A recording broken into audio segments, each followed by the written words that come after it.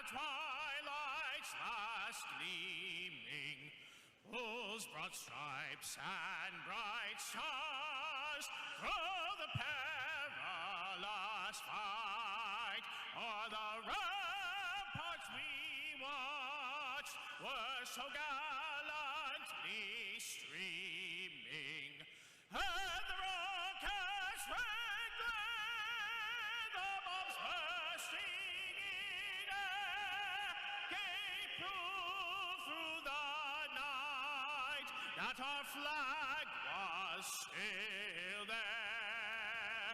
Oh, say does that star-spangled banner yet wave o'er the land of the free and the home of the brave.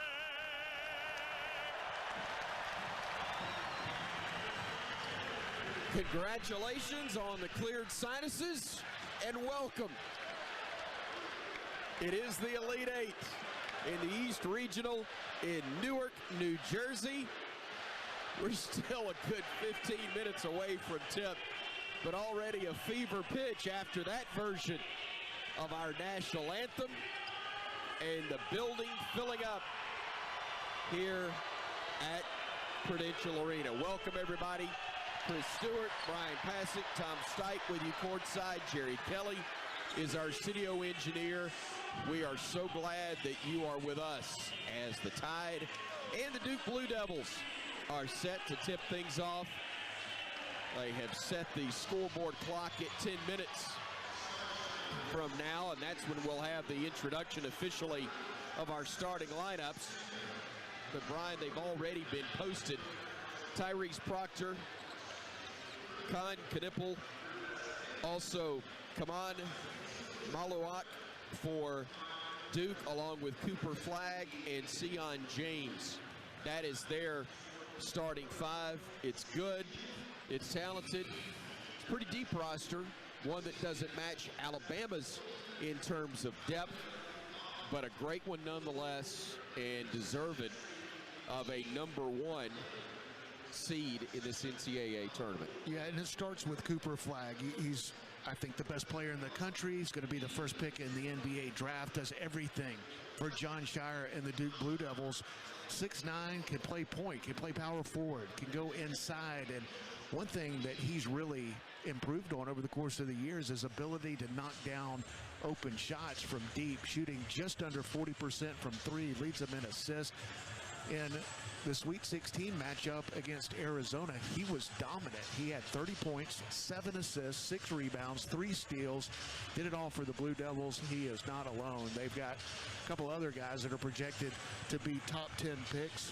You've got Khan Knipple at 6'7", another freshman, another potential top 10 pick in the NBA draft, can really shoot it from the three-point line. And if you send an extra guy to Cooper Flagg, he's got shooters around him. There's a reason why Duke is picked by many to win the national championship. But I know that a lot of people around the country got a close look at Alabama maybe for the first time this year against a really good BYU team, and what Alabama was able to do against a quality opponent. Very impressive on both ends of the floor, and Alabama's going to have a similar performance on the defensive end. And offensively, you can't expect to make 25 threes, but you can't expect this team to hopefully take care of the ball, make good decisions, and take what the defense gives them. That's the reason they got up 50-plus threes against the BYU Cougars, is that's how they were defending. And Alabama is more than happy to take the ball inside. There have been several games this year where Bama has attacked the rim, and one of the best two-point percentage teams in the country will face one of the best two-point defensive teams in the country in the Duke Blue Devils. They have length, they have size on the inside, so it's going to be strength on strength when Alabama takes the ball inside. Brian, we know that Grant Nelson, Mark Sears, Jaron Stevenson, Mohamed Diabate, trying to look and see who else I recognize from last year, being in this situation. I guess I've finished calling roll among the players that'll see the floor for the Tide that were on the floor representing Alabama in the NCAA tournament last year. You've got some veterans, but they hadn't been in this. Clifford Amore played at Rutgers. Chris Youngblood, Tuscaloosa native, has played a lot of basketball, but they haven't played in this before. How much does the big game environment that they have played in, though, so often this year help them for what they're about to go through in the next 40 minutes? When you look at the rosters, Duke has a talent advantage, and Alabama is ultra-talented. But Duke, we would say that about Duke with any of the teams in the NCAA tournament. They're going to have a talent advantage. That doesn't mean they're going to win the game, but on the flip side, Alabama has seen the best of the best. 3 out of the last 4 years, Nate Oates' team have had the nation's toughest schedule. And to me, this has been the most difficult that I've ever seen because they've gotten it in the non-conference. And then the SEC has been not just the best league in America, but the best league in the history of college basketball. And when you look at what this league has done in the non-conference and the NCAA tournament and getting 14 out of 16 in the NCAAs, there were no nights off in SEC basketball. And I think games like that, a couple of days every week over the course of a few months, will prepare them for this. Will it be enough? I think they'll be prepared, and hopefully if Alabama plays well, we'll have a good time tonight. But Duke isn't going to make it easy, but I expect Alabama to be prepared for this one. Last year, Alabama came into this game hopeful, confident. They felt like they could beat Clemson. They knew they could. But it was also trying to get to uncharted territory for the Crimson Tide to a Final Four. The day after they lost to UConn in that Final Four, I was at tea breakfast, saw Nate Oates, congratulated. We lost to a great team, one that ultimately won the national title for its second straight year. Congratulated him on the unbelievable historic accomplishment. He said, I appreciate it. He goes, we're going to get back. And they're 40 minutes away from getting back a year later. It's amazing, the consistency of this program. I mean, you just go back the last handful of years, and there have been multiple SEC championships in the regular season, in the tournament, and even in the years that they didn't win it, right there in the final week of the season, competing for SEC championships. And in this day and age, if you're at the top or near the top of the SEC, you're one of the best teams in the country. And that is also one of my takeaways from last year in Phoenix, was the fact that these coaches and players were not satisfied with just going to the Final Four. Now, that doesn't mean they're going to get back every year or win a national championship the very next year. But expectations for Alabama basketball has changed, and this is a game that, whether Alabama wins or loses, it's not going to be because they're intimidated or the moment's too big. These are the moments that Mark Sears and Grant Nelson and other players that have joined the Crimson Tide that weren't on last year's team that went to the Final Four. That's why they come to Tuscaloosa to play for maybe the best coach in the game in Nate Oates. But a great opportunity here tonight. And listen, if you're a college basketball player and you love the sport of college basketball, who would you rather have to play on this big stage than the Duke Blue Devils, one of the Blue Bloods, and Alabama with what they've done in recent years, called the New Bloods.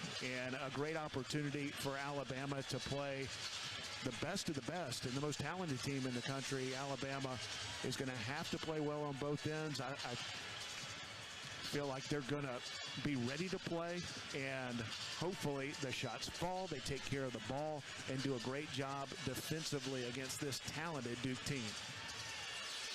Teams completing their pregame warm-up. Still about 2.5 minutes to go before they'll make their way to their respective benches to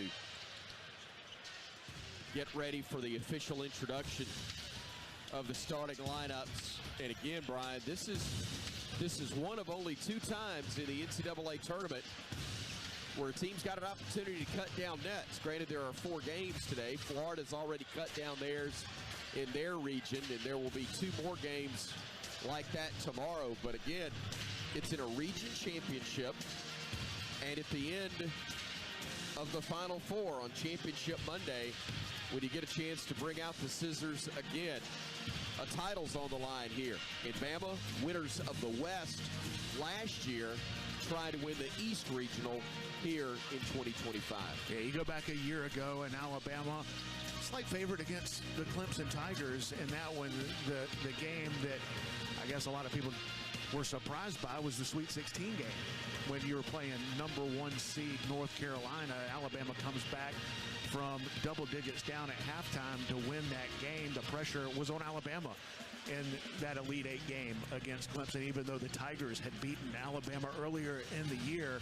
But Bama played well, shot it well, and punched their ticket to the first ever Final Four. And that moment when we were watching these players and coaches cut down the net to go to the Final Four is one of the great moments in Alabama basketball history, and a chance to do something very similar, if not exceed it, here tonight against the Duke Blue Devils.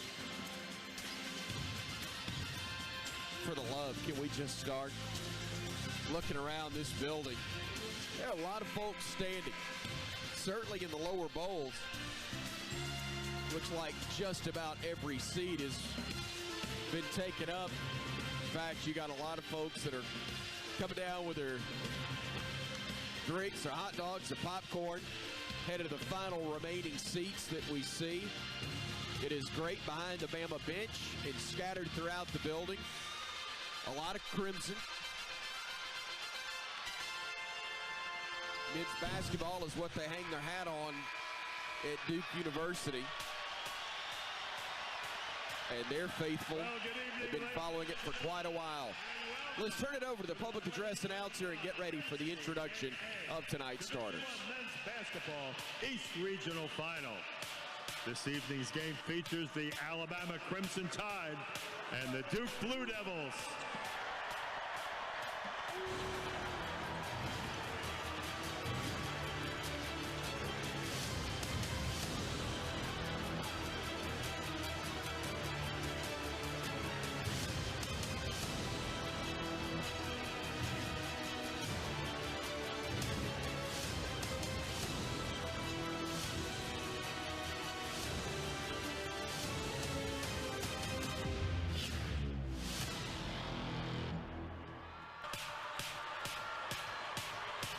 And now let's meet the starting lineup for the Crimson Tide.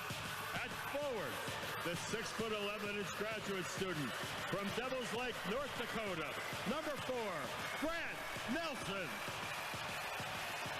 At center, the 6'11" graduate student from Nigeria, number 11, Clifford Amore. At one guard, the 6'4" freshman from Mobile, Alabama, number 0, LeBaron Philon. Also at guard, the 6'1" graduate student from Muscle Shoals, Alabama, number 1, Mark Sears. And also at guard, the 6'4" graduate student from Tuscaloosa, Alabama, number 8, Chris Youngblood.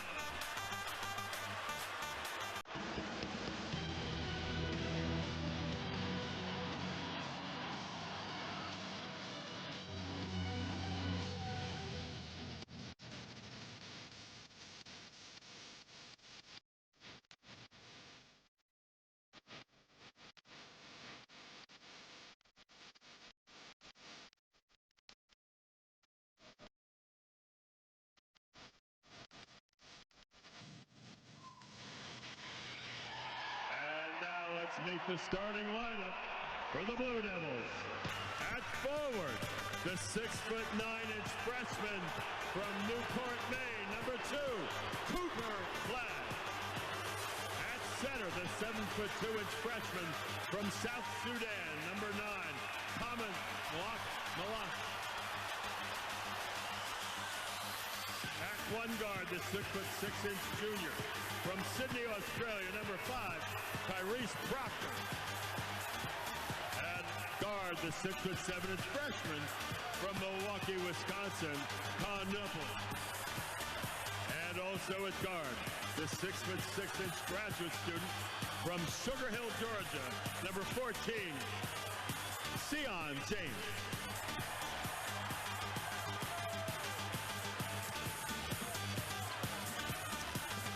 Our officiating crew, a veteran trio, Greg Nixon, Roger Ayers, and our lead official, Terry Oglesby, working this evening's contest. Again, a berth in the Final Four and the championship of the East Regional on the line in this matchup between the Crimson Tide of Alabama, 28-8 on the year, the Blue Devils of Duke, 34-3 under their head coach, Jon Scheyer, and a man for Alabama, Nate Oates, who has done things in 6 years that many thought were impossible. For the love, let's just get it going. Bama, the lower seed, wearing the crimson uniforms, the white lettering. Duke, their traditional white uniforms with the blue lettering. Before we get started, let's pause 10 seconds so our local stations can identify themselves to you. Welcome to the Crimson Tide Sports Network.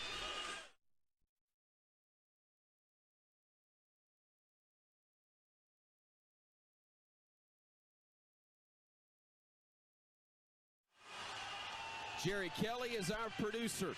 Alongside Brian Pasink and Tom Stipe, I'm Chris Stewart. Courtside here at Prudential Arena, the site of the East Region semifinals 2 days ago, and the final here tonight. The 2 seed Alabama, the 1 seed, the Duke Blue Devils. Common Maluak to jump for Duke. Cliff Amore to jump for the Tide, and the tip is controlled in the backcourt to our left by the Blue Devils. Sion James will bring it ahead, gives it off to Flag, defended by Nelson. To the top of the circle, they'll go to Proctor. Proctor dribbles left, nothing there. To Flag, top of the key. Flag looks to his right, left alone. He'll shoot it, he'll make it, and the Blue Devils grab the early advantage. One little ball fake, and Grant Nelson bit. He took 2 steps back. Cooper Flag rose up wide open and knocks it down. Here's Phylon front court to Youngblood. He'll flip it over to Nelson. Now to Cliff. Now to LeBaron, top of the key. Right side Sears. Fakes the 3. Drives inside the arc. Cut off. Gives it back to Phylon. 10 to shoot. Phylon to Nelson. Back to LeBaron. He'll drive the lane. He'll stop. He'll give it off to Cliff. He'll drive in. Pump fake at 3. At 2. Gotta hurry. Sears at 1. Couldn't get it to go. Didn't hit the rim. And Bama actually kind of fortunate there that that's a shot clock violation because it hit the backboard, caromed off, and the Blue Devils were going to run. Yeah, we know how good Duke is on the offensive end, the #1 rated offense in the country. They're also top 5 defensively. Good start for the Blue Devils on both ends. Duke with the basketball, driving, getting into the paint, and then bringing it back out is James. Hands it off to Flag, top of the key. Flag going to his right, driving against Nelson, gets cut off. Narrowly walked, takes a dribble, and did walk. He realized it. Great defense by Grant, but also the other 4 on the floor for the Crimson Tide. Yeah, good team defense by Alabama, but it started with Grant Nelson. Made the defensive mistake on the first possession. Took a couple of steps back, allowing Cooper Flag to go up wide open, knock down the 3. This time plays him a little more straight up, forcing the turnover. Nice job defensively by Grant. Sears will bring it front court for the Crimson Tide to Youngblood between the circles. Now to Nelson, poked away and into the back court where Grant will run it down. Gives it off to Sears. Mark goes left side to Cliff, back to Mark in the corner. Drives baseline, kicks it out to Grant, fakes a 3. Drives in the lane, the lob to Cliff, and he taps it in for 2. The pass was actually a little bit too high, but the soft hands by Cliff Amore off the backboard and in. 3-2, Duke with the lead. Knipple driving in, laying it in off the window for 2. 5-2 now, the score. Blue Devils with a lead. Here's Philon front court for Alabama. LeBaron to Mark, top of the arc. He'll back it away. Knippel defends him. Now Cliff on the drive. Down the lane. He missed the dunk with the left hand. Hit the back iron. He did that in Tuesday's game, or excuse me, in Thursday's game. Now Knippel on the drive. Spinning. Fall away. Missing. Rebound claimed by Duke. Back out. Knippel for three, and he gets it to go. Second chance opportunity in the Blue Devils. Make their second three-pointer. Now here's Philon the other way. Top of the arc for three, bottom. And the bank first three-pointer for Alabama comes from LeBaron Philon. That's a big three after giving up the offensive rebound. Go back to the last couple of possessions. 5-point swing as Cliff Amore missed the dunk, and Duke knocks down the three, but LeBaron able to answer. 8-5 score. Duke with the ball in the advantage with 17-10 to go in the half. Proctor all alone. Three attempt. Good. Alabama did not switch out, and the Blue Devils make it a 6-point lead again. Here's Sears the other way. Up top to Cliff, back to Mark.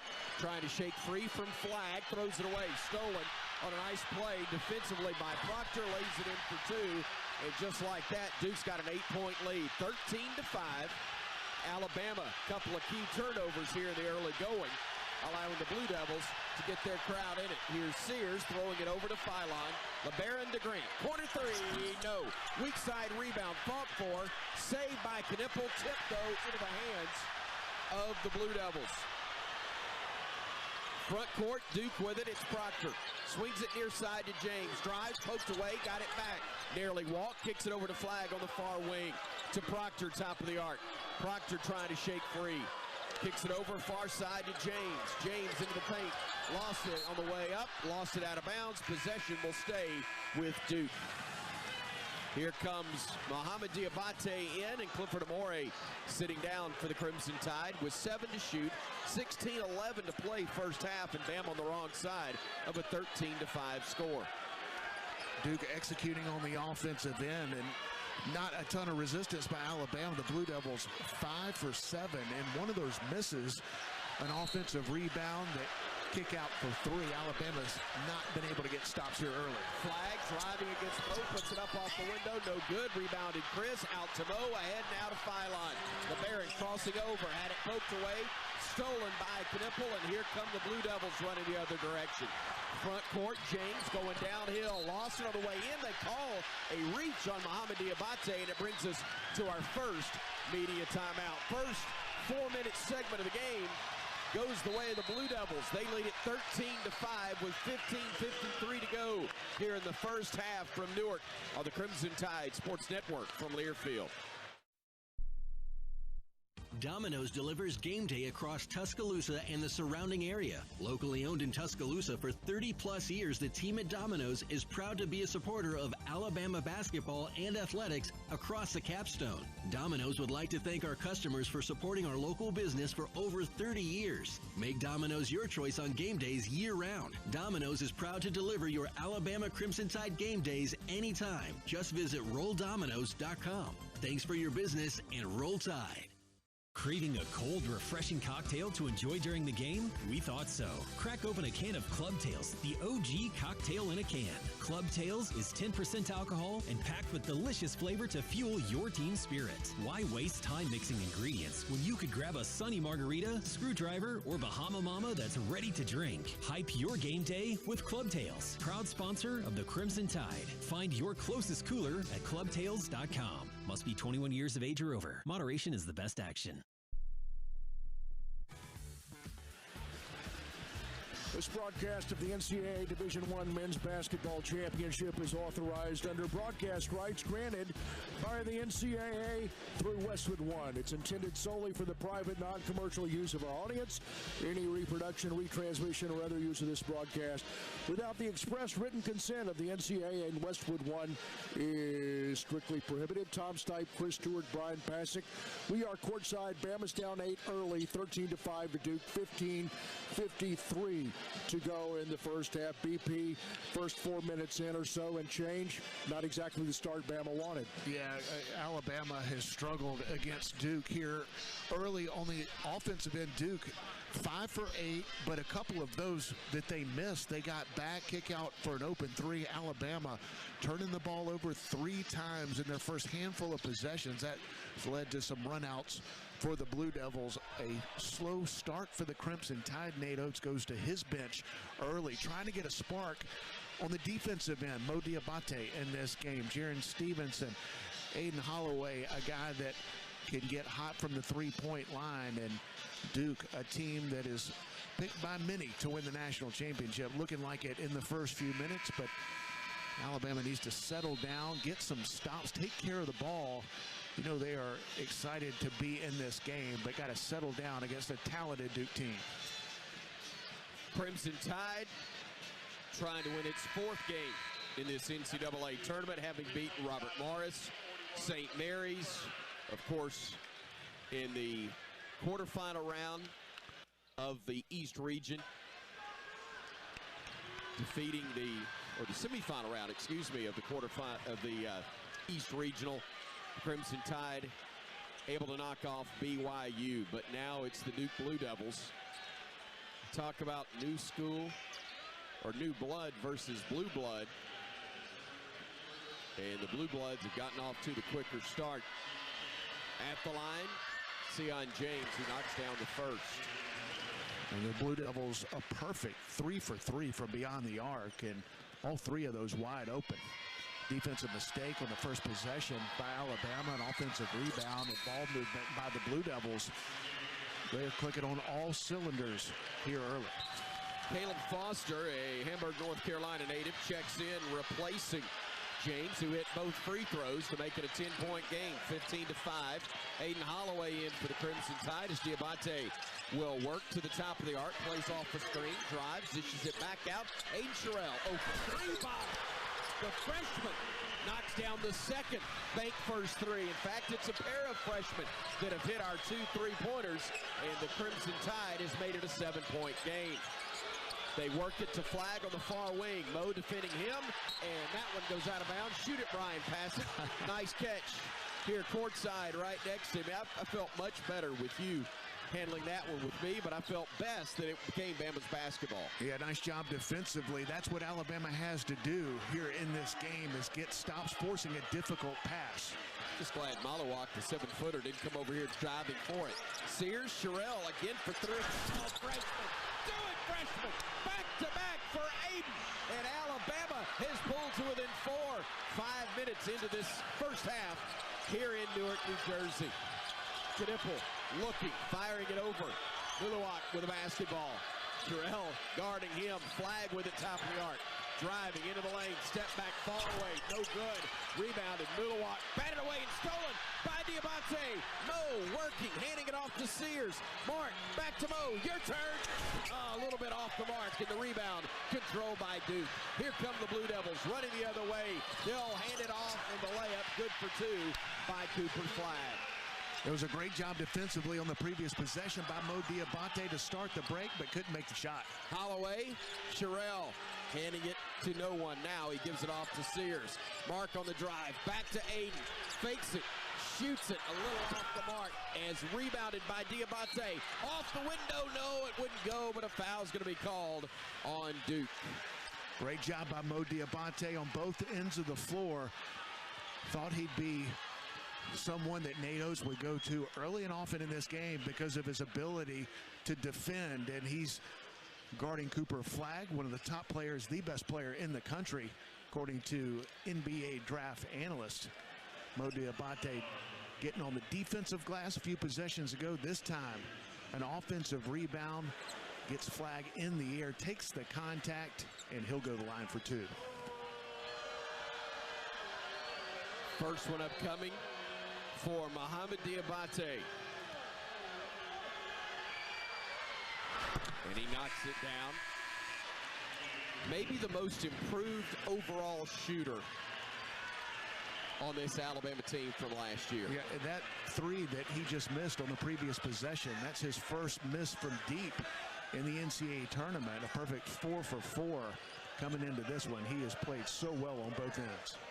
17-12, Duke with a lead, 14-10 remaining here in the first half. from Newark. Second free throw, perfect as well. And the Tide is back to within 4.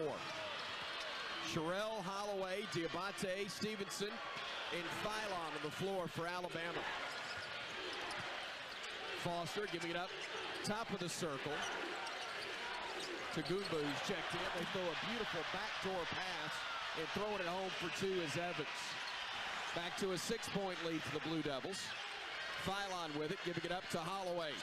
Aiden playing off of the screen, driving past flag, gets cut off, circles underneath the basket, over to LeBaron, back outside to Holloway, drives in the lane, the runner is up and good. What a pretty shot by Aiden Holloway, almost a turnover. LeBaron Philon kind of threw it up for grabs, but Aiden Holloway able to get it and knock down the mid-range floater. Diabate on flag right now, making it tough for him to get open.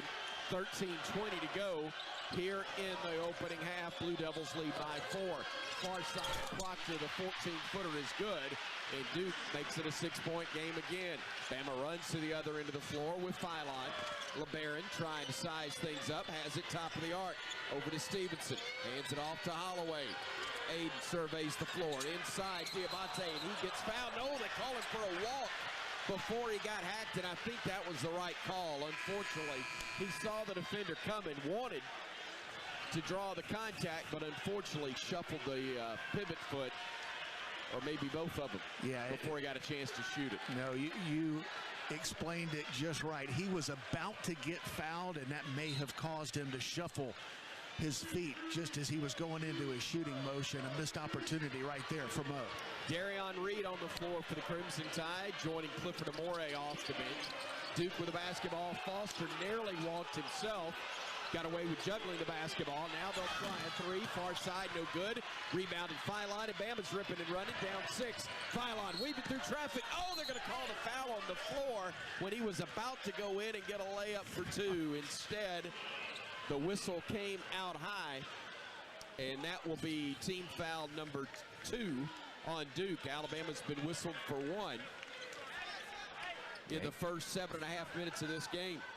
He was either going to score or get fouled at the rim. Not a ton of contact as LeBaron Philon with that extra gear. Alabama wants to get out and run and push pace. Duke obviously has the horses to run, but Alabama, the much faster paced team. Stevenson gets the inbounds pass on the wing left side, gives it off to Holloway. Aiden on the drive all the way to the rim. High off the window, no, and the weak side rebound claimed by Flag. Here comes Duke the other way. Splitting defenders, Foster blocked out of there by Cliff. And here comes Bama the other way. Front court with it will be Holloway. Aiden inside the arc. Backing it out now beyond the circle to Philon. Over to Cliff. Hands it off to LeBaron. Works to the low block. Stops. Fakes. Gives it off to Holloway. To Philon again. Top of the key. 10 to shoot. Philon behind the back with a dribble. Follow-away shot from 8. Too strong. In the rebound by Flag of Duke. Still a 21-15 Blue Devil lead. Stolen away Philon. Now here comes Holloway. Back to Philon. Lays it up. Got it to go, and we're within 4. Great job defensively, turning defense into offense. The pass ahead from Aiden Holloway, and LeBaron able to finish over the 7-footer. Nate Oates loving the defense from the Crimson Tide with 11:33 to play here in the first half. Blue Devils go back court. As I said, he loved the defense. We get beat on the same play again. Backdoor second time in about the last 5 trips. Getting an easy layup. Now Philon, the lob to Cliff. Good catch in traffic. Laid it up. Got fouled. He'll shoot 2 when we come back to New Jersey. 11:17 to go in the first half. Duke leads it over Alabama 23-17 here on the Crimson Tide Sports Network from Learfield. Producing championship quality lumber is not an easy process, but at Everwood Preserving, it's our only process. Wood treated right. Everwood offers top-notch pressure-treated wood for decks, outdoor structures, commercial jobs, and more that you can build your reputation on. When it comes to quality, we're on the winning team. Visit your local Everwood dealer today and discover the difference for yourself. Everwood Preserving Incorporated, the official lumber of the Alabama Crimson Tide. For 48 straight years, Ford F-Series have been the best-selling trucks in America. We got here by engineering breakthrough technology, redefining Built Ford Tough, and never settling for second best. But what's really made Ford F-Series the #1 selling trucks in America is you. Ford F-Series, built Ford tough. Based on 1977 to 2024 calendar year total sales.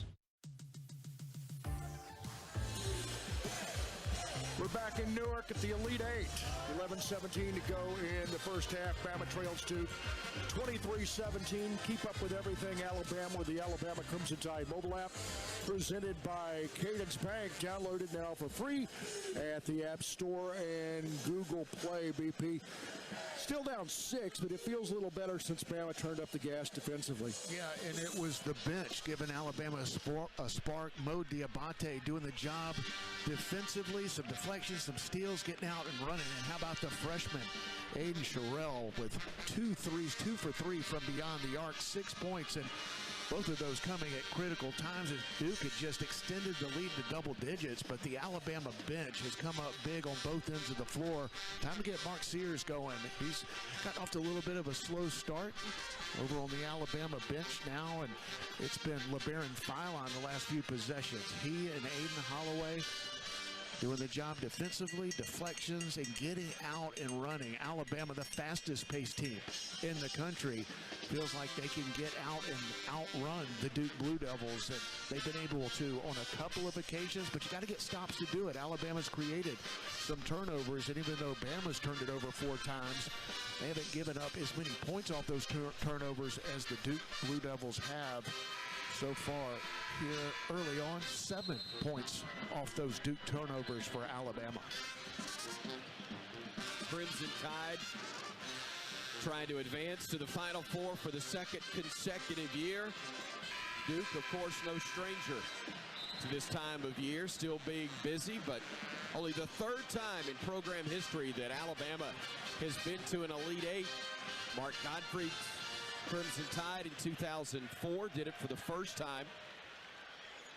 And then we had to wait 20 years till the Tide did it again, but now Nate Oates in a 2nd consecutive region final, adding to his list of incredible accomplishments since taking over as head coach of the Crimson Tide 6 years ago. Alabama wants to get out and run, and also the deeper team, which is typically the case. Nate Oates, just 9 minutes into this game, not even that, already 10 deep, playing a lot of different guys, and those bench players have contributed in a big way. Clifford Amore hits 2 free throws, and he will now check out. And Aiden Sherrill, who's had a pair of bank first 3-pointers already, comes back into the ball game.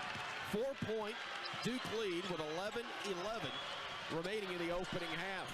Malawak handing it off, and a return lob feed, throwing it home for 2. Knipple got downhill, forced the help from Aiden Sherrill, and made the right play, the easy dunk for Duke. They've had some wide open looks at the rim here in the early going. Holloway working against Malawak, gives it off to Sears, drives down the lane, kicks it back to Sherrill. Thought about trying another 3, instead gives it to Youngblood. He'll try it, no good. Grant a big rebound, the layup short, and the rebound controlled by Malawak for Duke. Would have liked to have seen Aiden Sherrill take that 3. He was open, he's already made 2. Blue Devils work it, top of the arc. Malawak gives it off to James. James will drive, gets into the low post, lays it up off the window and in. They're taking it right at the smaller defender, who's Aiden Holloway. Well, everybody's smaller than Sion James. Sherrill, 3, right side, in and out, no good. Rebound claimed by Youngblood. Out to Holloway for 3. Too strong. Rebound tip. Ball 4. Cliff had it. Still has it. And they're going to call a tie-up as the Devils reach in force. And I said Cliff. It was actually a Sherrill, down there, who got tied up, and the arrow will stay with the Crimson Tide. We'll get Philon in, and Holloway will sit down. Great job on the offensive glass. Aiden Sherrill knocking down 3s, and saving Alabama, getting them an extra possession. Inbounds goes to Sherrill, who hands it off to Philon in the corner. Dribbles away from trouble. Gets into the paint, fires it out to Sears. Mark working against Knipple, goes in, fires a pass, and hits the defender, and now will be picked up by Duke. They lead it by 8, 27-19. Their biggest lead has been 10. Bama has not led in this one so far. And Alabama's 5th turnover. Mark Sears got up in the air, nowhere to go with it. Easy pick for Duke. James driving, stopping, kicks it out into the corner. Knipple for 3, got it to go. The quick release, and able to drop it home, and already for Duke, that is their 4th made 3-point basket. And that's a 7-0 run for the Duke Blue Devils. Alabama struggling, 1 for their last 7. Sears gives it off to Philon, fakes a 3, drives, gets into the lane, stops, kicks it out to Grant in the corner. 10 to shoot as he finds Sears. Sears going to his right, down the lane, puts it up, swatted out of bounds emphatically by Malawat. 5 to shoot, 9:05 to go first half, Bama down 11. Bama hasn't scored in over 2 minutes. Duke really picking up the defensive pressure. Some missed opportunities for Alabama at the 3-point line, and have to go quick here. Philon looking to get it in. Trying to do so against Malawat. Gets it off to Sears. Sears over to Youngblood. Lets the defender fly by. Into a 3 and knocks home his first 3 of the ball game to end the Duke run and pull the Tide back to within 8.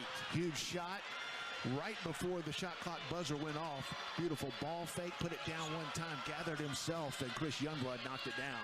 Knipple trying to work his way into the paint. Puts up the leader short. Rebound taken away by the taller Grant Nelson. Bama wants to run. Left side Youngblood going underneath, and he gets pushed right on the baseline, and that will be a foul on the Blue Devils. If Alabama can get stops, they have an advantage with their transition offense. Now Duke has the athletes to get back, but Alabama, the fastest team in college basketball, forced a foul right there. Aggressive play by Chris Youngblood, knocked the 3 down in the previous possession and drove baseline, drawing the foul of the Duke Blue Devils, and Bama will bring it in. Cooper flag back in for Duke after that foul was called on Knipple, his first, and the team's 4th on Duke. Alabama's only been called for 1 so far. 8-point advantage for the Blue Devils. Sears gets it into Philon left corner, dribbles it to the wing, gives it off to Mark. Working left side now, Philon steps into the 3, short, rebound on the deck, picked up by Duke, and now they'll come the other way with Proctor. Proctor surveying the floor from between the circles. Youngblood guarding him. Proctor gives it off. Knipple will rise and fire for 3, too strong. Rebounded Nelson, outlet pass to Sears. Duke gets back defensively as Mark approaches the 3-point line. Dishes it off to Nelson. Pivots, looks, needs help. Grant will dribble left, hands it off to Sears. Mark to his right, getting into the paint. Gets cut off, tied up, and the arrow is going to favor Duke. Knipple reached in, forced the tie-up. Mark saying, hey, he hit me across the arm.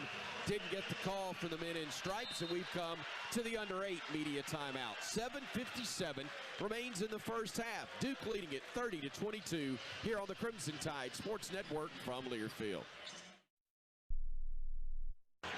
Hey Bama fans, this is Roger Hoover. Each Thursday at 2 p.m. Central, join us live for Crimson Drive, driven by NASCAR. This live streaming talk show features the latest on Alabama athletics with exclusive conversations with Tide student athletes, coaches, and media members giving their perspective on the Crimson Tide. You can watch on YouTube, Facebook, and X, with all conversations archived as well on the Alabama Insider podcast. Roll Tide with Crimson Drive, driven by NASCAR. Convenience is the name of the game at the Holiday Inn Express and Suites Tuscaloosa University. Located on Veterans Memorial Parkway, the Holiday Inn Express and Suites Tuscaloosa University offers just the right amenities for a relaxing getaway or a productive business trip. The University of Alabama, Bryant-Denny Stadium, Coleman Coliseum, and the Bryant Conference Center are within 2 miles, making any visit to the Capstone convenient. Whatever you're visiting Tuscaloosa for, the Holiday Inn Express and Suites Tuscaloosa University is the perfect hotel destination and a proud preferred hotel partner of the Crimson Tide.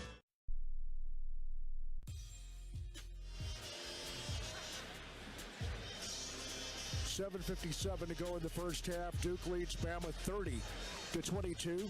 NCAA East Regional Final, making Evan Williams Bourbon part of your game day traditions and game-winning celebrations is a slam dunk.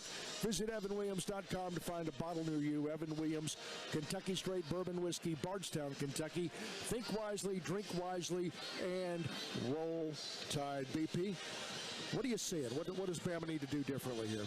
Well, got to get stops and turn defense into offense. Alabama's struggling in the half court against this Duke defense. They're long, they're athletic, one of the top 5 best defenses in college basketball. Not nearly as good when you can get out and run, but it's hard to do that when you can't get stops. Right now, Duke shooting 60% from the field, also getting on the offensive glass, and they're shooting better than that from the three-point line. The Blue Devils 4 for 6 from beyond the arc, and they have size on the perimeter, and they've been able to take advantage of some of that. If Alabama has taken one wrong step or not able to get out initially for the contest, Duke has made Alabama pay from the three-point line. And from 3, Alabama knocking down 4, but 12 attempts.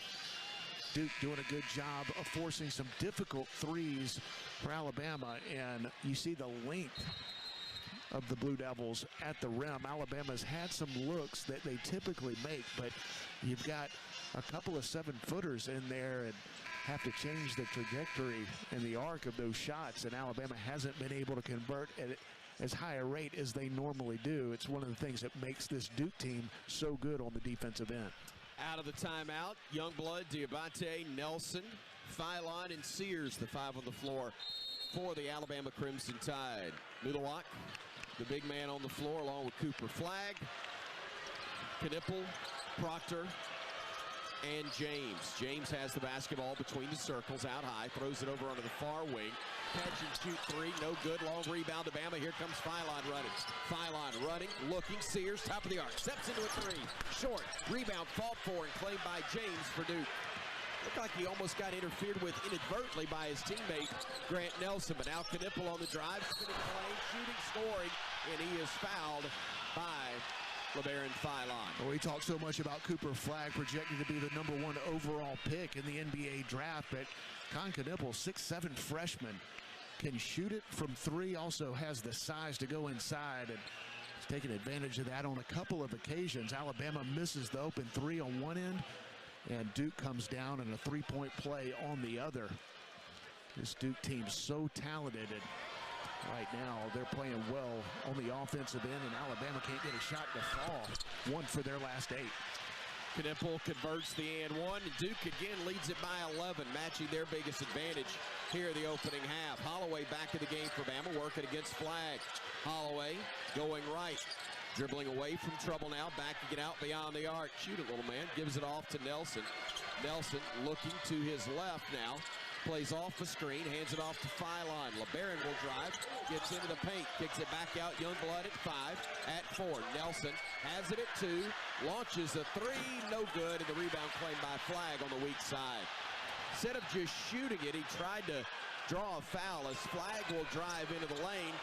Moves past the defender in Philon, and a timeout's going to be called by Nate Oates as Duke has built a 13-point advantage with 6:46 to go here in the first half. That was a mistake by Grant Nelson. Had what would have been an open look from 3, tried to draw the foul, wasn't close. Mo Diabate went down. It was a 5-on-4 fast break, and Cooper Flagg matched up on a smaller player. LeBaron Philon goes up and scores.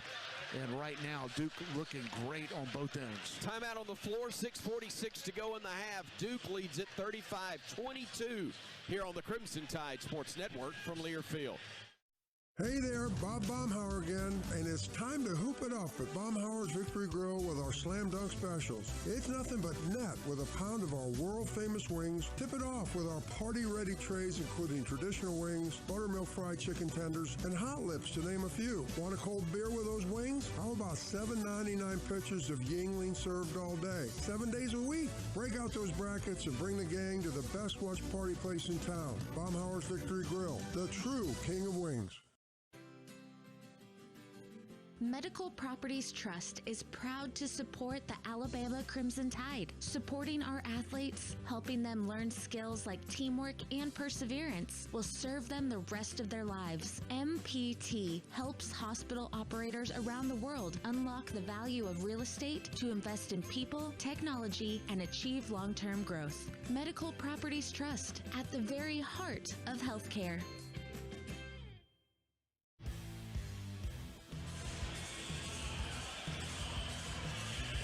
6:46 to go in the first half. Duke leads Bama 35-22. BP, a lot is made, a lot is said nationally about Duke's offense. They are replete with 5 stars, NBA prospects from the defensive end. They're really good. Well, they're long, they're athletic, and right now Alabama's struggling on the offensive end, going 1 for their last 9. Got to settle down. Alabama has the offensive firepower to get back in this game and stay in it.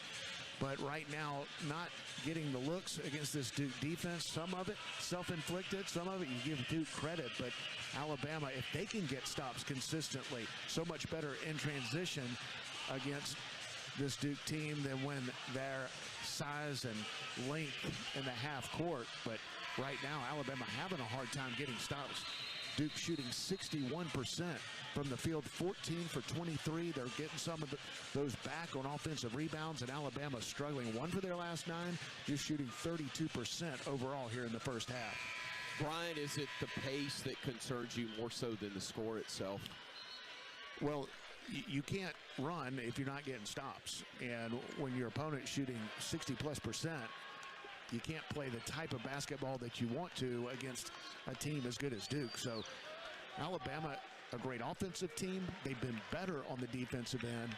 Need to be a whole lot better in this one to get back in this game. Crimson Tide with the basketball. Phylon, Holloway, Reed, Diabate, and Stevenson are the 5 on the floor for the Crimson Tide. Nate Oates talking to his veterans on the bench right now as Diabate gets it inside, puts it up, swatted out of there by Flag right at the rim.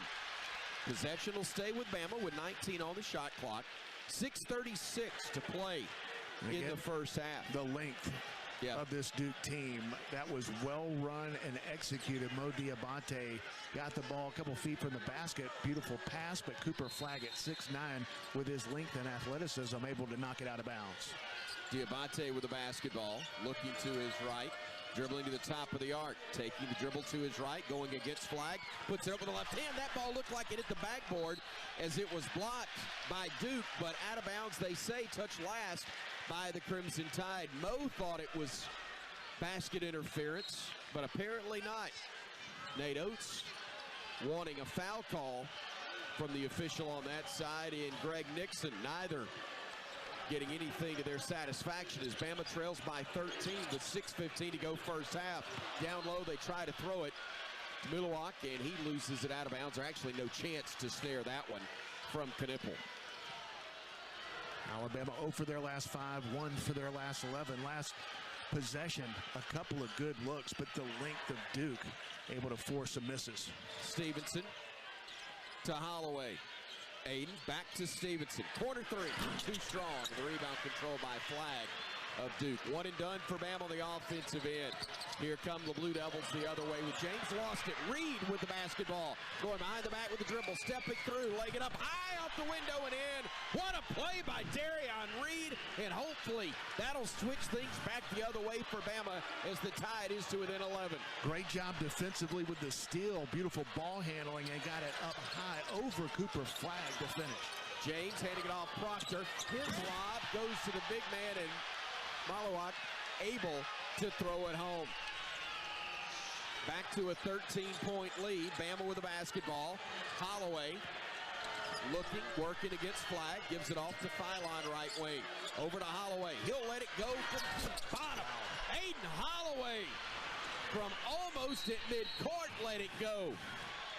And we've got a stoppage in play momentarily, which allows Bama to get Phylon and Diabate off the floor. Sears and Nelson back on for the Crimson Tide, but hopefully that bank first 3 from Aiden Holloway, which gives him 5 points now. Will get him going again. And it started with a steal from Darion Reed and finish. Great athleticism by the freshman and a tough three. It was deep, contested by Aiden Holloway, one of the best shooters in college basketball. Cuts the Duke lead to 10. Bama 5 of 16 from three-point range. Blue Devils go to flag. 15-foot jumper rolls off, and a rebounding foul is going to be called on Duke. That's going to be on the Blue Devils. And their big man, Gongba. Nice job by Grant Nelson blocking out.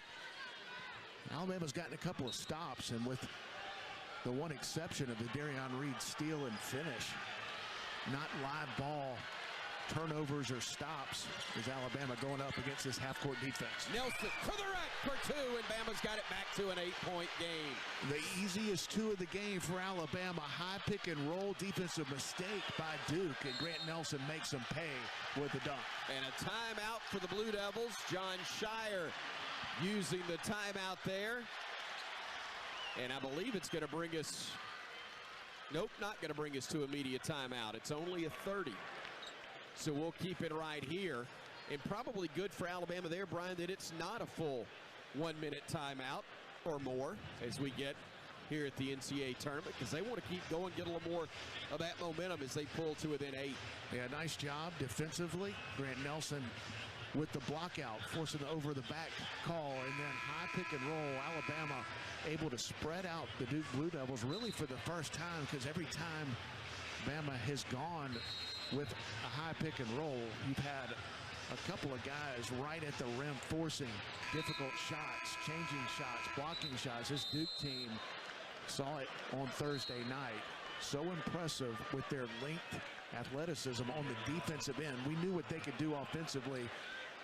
Number 1 in the country in offensive efficiency, number 5 defensively, and they look better than that, and they played like it here in the NCAA tournament. Blue Devils with the basketball, but momentum's wearing crimson right now. Alabama able to pull back to within 8 after trailing by 13. Knipple with the basketball, giving it off to now Proctor on the near wing. Proctor, a bounce pass to Flag, getting to the block, pumped it up with the left hand, missed it. Rebounded Stevenson. He'll throw the outlet to Philon. LeBaron running front court, blocked by Knipple, and he'll go by it. He'll kick it back out. Stevenson for 3, too strong. Rebound tipped out and saved by Duke. Blue Devils get to the ball first. It's Foster over to Flag. Flag looking, gives it off to Proctor, to Knipple in the near wing. He'll step back, shooting a 3 and missing it.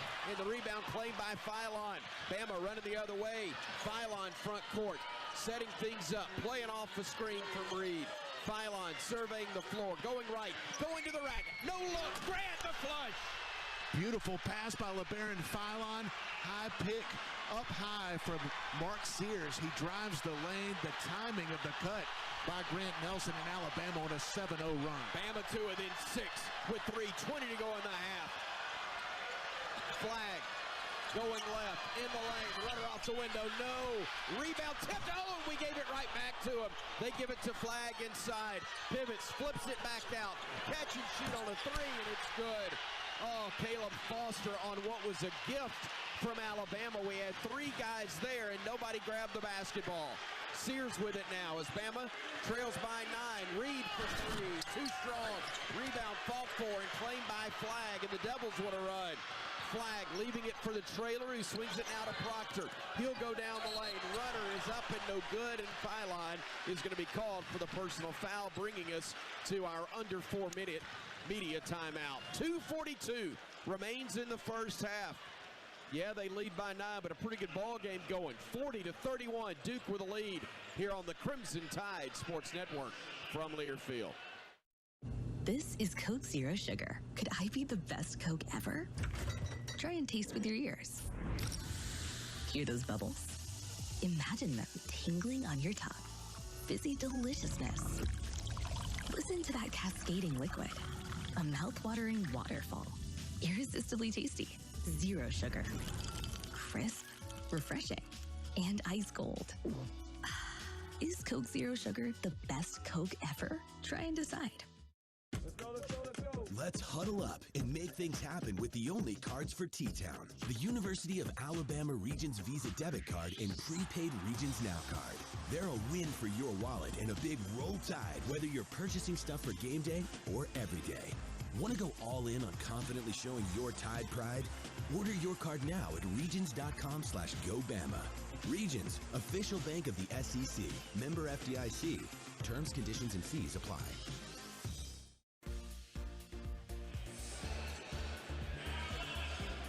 .242 to go in the first half.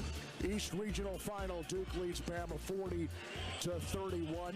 Stay with us at the half for the Toy of the Halftime Report with first half stats, scores around the NCAA tournament, and a quick chat with Coach Nate Oates, presented by Cook's Pest Control, conducted by Brian Pasick.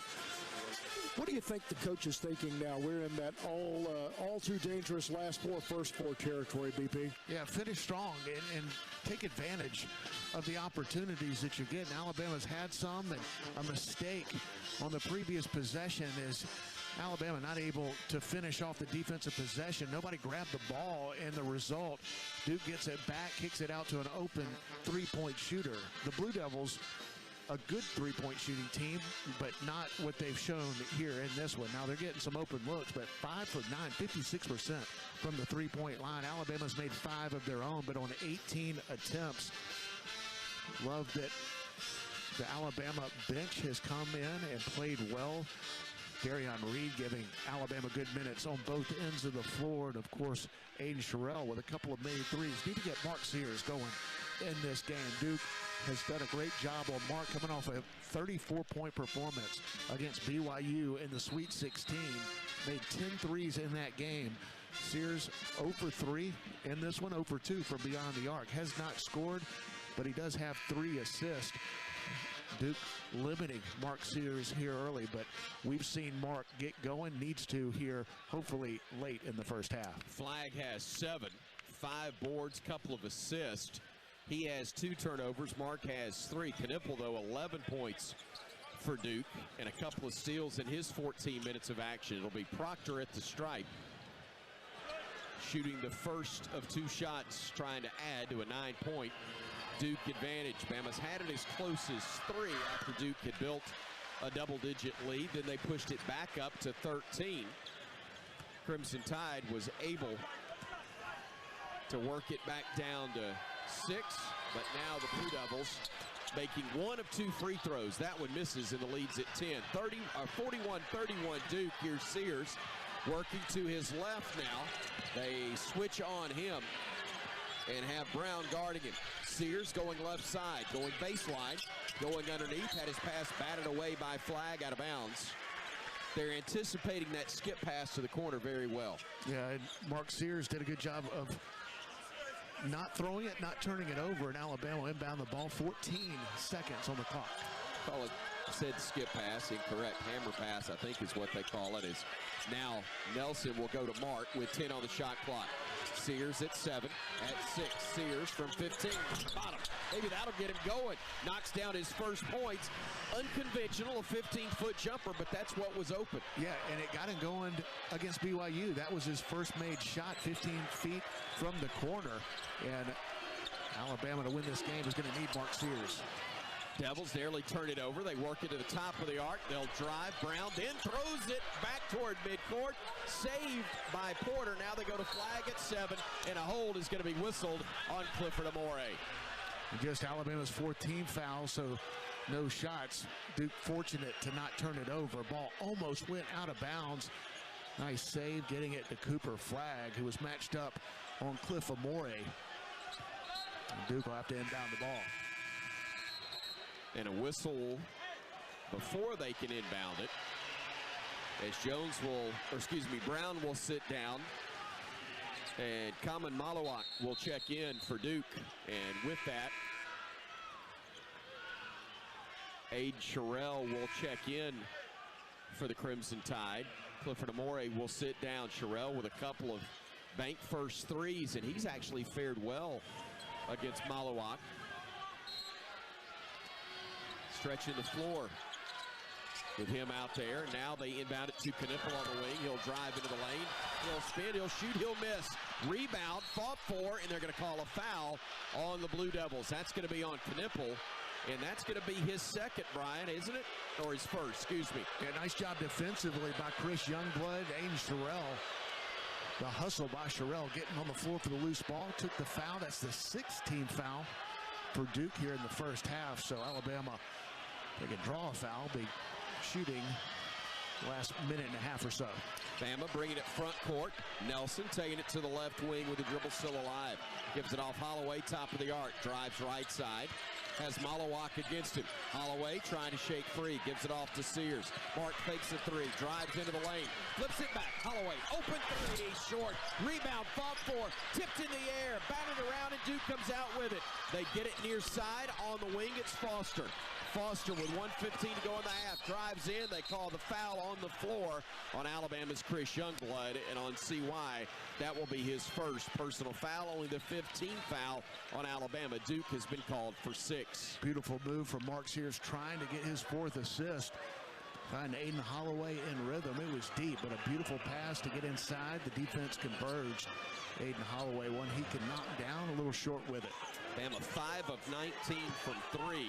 Just over 26% after they were just under 50% from 3 on 51 attempts the other day. They'll throw a lob down low.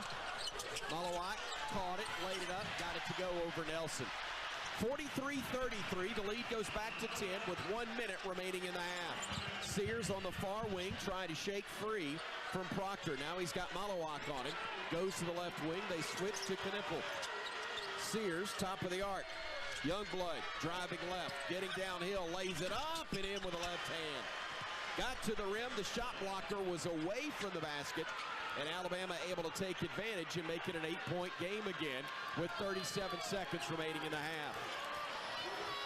Front court with it is Flag. He'll work it out to center court.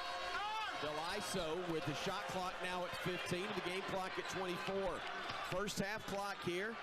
Duke leading it 43-35. Flag going right. Flag going in, lays it up, got it to go, and he was fouled.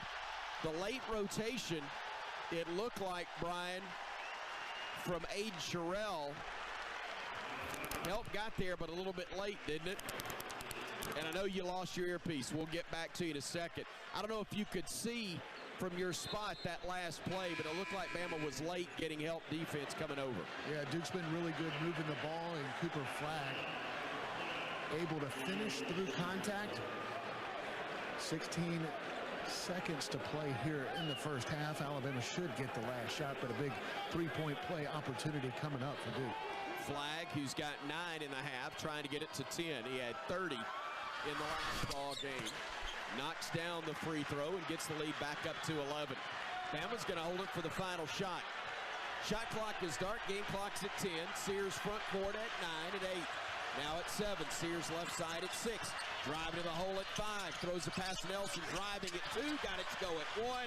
Buzzer sounds. Half ends. And we'll go to the locker room with a big bucket there, cutting the Duke advantage to 9 points. Brian passing, trying to catch up with, and doing so in a moment with Coach Nate Oates. He'll talk to his team briefly before Brian grabs Coach Oates.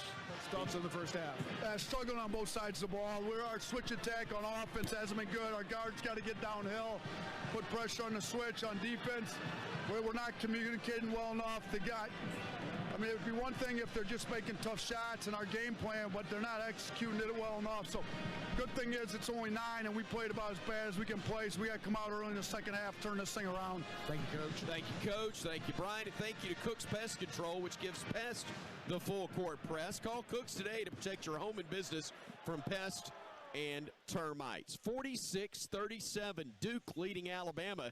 They've led from the start. Bama has not played well at all, as Coach Nate Oates just said, and yet they are still very much in this basketball game. Our Toyota halftime report will come your way next. Visit your local Toyota dealer or explore Toyota.com today.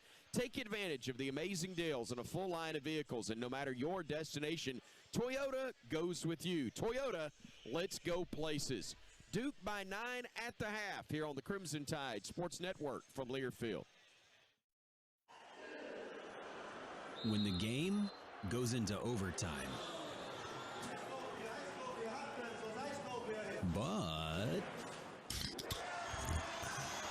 the game goes into overtime.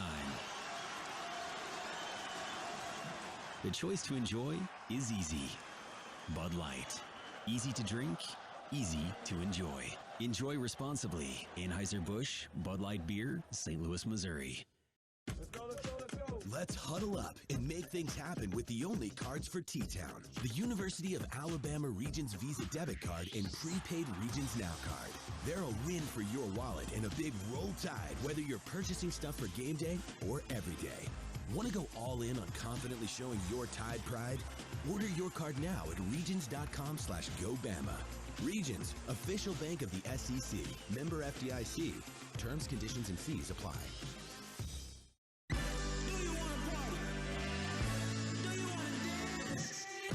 Your moment has arrived. It's time to shed the normal day-to-day version of yourself and let your most fabulous self loose. Make your way to Wind Creek, Wetumpka, because whatever your idea of fabulous is, this is where you'll find it. Wind Creek, Wetumpka. It's your kind of fabulous. Gambling problem? Call 1-800-GAMBLER. Ever wondered what a 30-foot tall pistachio looks like? A giant redwood or Big Sur? Chevron with Techron will be there to help you see them and tons of other places you have to see to believe. Because with unbeatable mileage and a clean engine, cars feel great. So next time you want to fill up on a little adventure, an awkward family photo, or a new commute to work, make sure to fill up at Chevron's along the way. Your car and your memories will thank you. Chevron with Techron, fueled by possibility. Get deals on a new Toyota that feel like...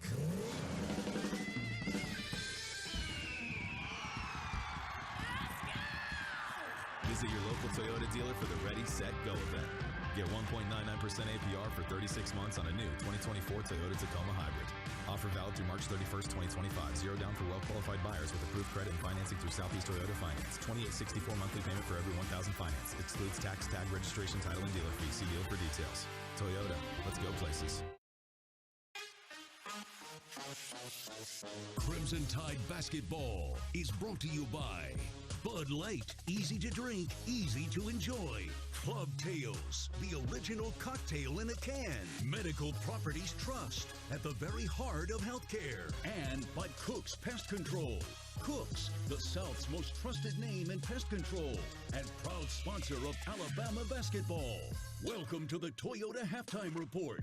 Toyota, visit your local Toyota dealer today. Toyota, let's go places. First half has come to a close here in Newark, New Jersey, side of the East Regional Championship game. The Alabama Crimson Tide trailing the Duke Blue Devils 46-37 at intermission. Alabama has trailed by as many as 13 points in this half. Bama's never led in the game. The Blue Devils hit a three out of the gate from their standout Cooper Flagg, and the Tide's been playing catch-up. They've been to as close as 3. It's been pushed up to 13, as I said. The Tide got it to 6 before Duke was able to add the lead back up to its current spot of 9 points before intermission. Taking a look at our first half numbers, Duke getting 10 points and 5 boards from Cooper Flagg, 6 from Kamen Malawak. They've gotten 8 from Proctor, 11 from Knipple leads them, 4 from James, 5 from Foster, Evans with 2. Goomba, Gillis, and Brown have all played but not scored for the Blue Devils. Bama's gotten 6 from Grant Nelson, 4 from Clifford Amore. LeBaron Philon has 5. Mark Sears held to just 2 points in the first half of play. He does have 4 assists. Chris Youngblood has 5 points, 2 from Mo Diabate and Darion Reed. Aiden Sherrill made his first 2 bank first 3-pointers of the half. He's got 6, tied with Nelson for high-scoring honors for Bama. And Aiden Holloway, 1 of 3 from beyond the arc, has 5. Jaron Stevenson has played 8.5 minutes. He's 0 for 2 and has not scored.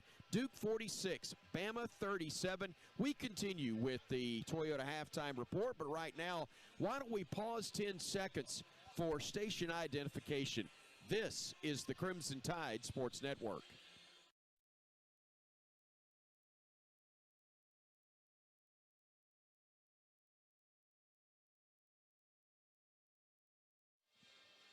When we come back, Tom Stipe has a look at some more numbers from halftime here in Newark, New Jersey, where Duke leads Alabama 46-37 in the East Regional Championship game on the Crimson Tide Sports Network from Learfield. Each Monday night, join us for Hey Coach, presented by Alpha Insurance. Live at 6 p.m. Central from Baumhower's Victory Grill in Tuscaloosa. We'll talk Alabama athletics with Tide coaches and players, plus take your calls. Hey Coach is available to listen to across our radio network, the Varsity Network app, as well as a video stream on all CTSN social media platforms at UA_CTSN. Hey Coach, Mondays at 6 p.m. on the Crimson Tide Sports Network. When the game is on the line, you want someone you can count on. At Alabama Power, we believe in consistency and having each other's back. It's our game plan to safely deliver the electricity you depend on. We give 100% to achieve 99.9% reliability. Learn how we power a better Alabama at alabamapower.com/reliable. Alabama Power is a proud supporter of the Alabama Crimson Tide. When the game goes into overtime, but the game goes into overtime.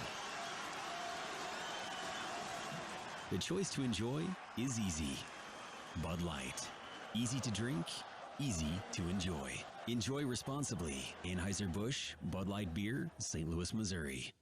Convenience is the name of the game at the Holiday Inn Express and Suites Tuscaloosa University. Located on Veterans Memorial Parkway, the Holiday Inn Express and Suites Tuscaloosa University offers just the right amenities for a relaxing getaway or a productive business trip. The University of Alabama, Bryant-Denny Stadium, Coleman Coliseum, and the Bryant Conference Center are within 2 miles, making any visit to the Capstone convenient. Whatever you're visiting Tuscaloosa for, the Holiday Inn Express and Suites Tuscaloosa University is the perfect hotel destination and a proud preferred hotel partner of the Crimson Tide.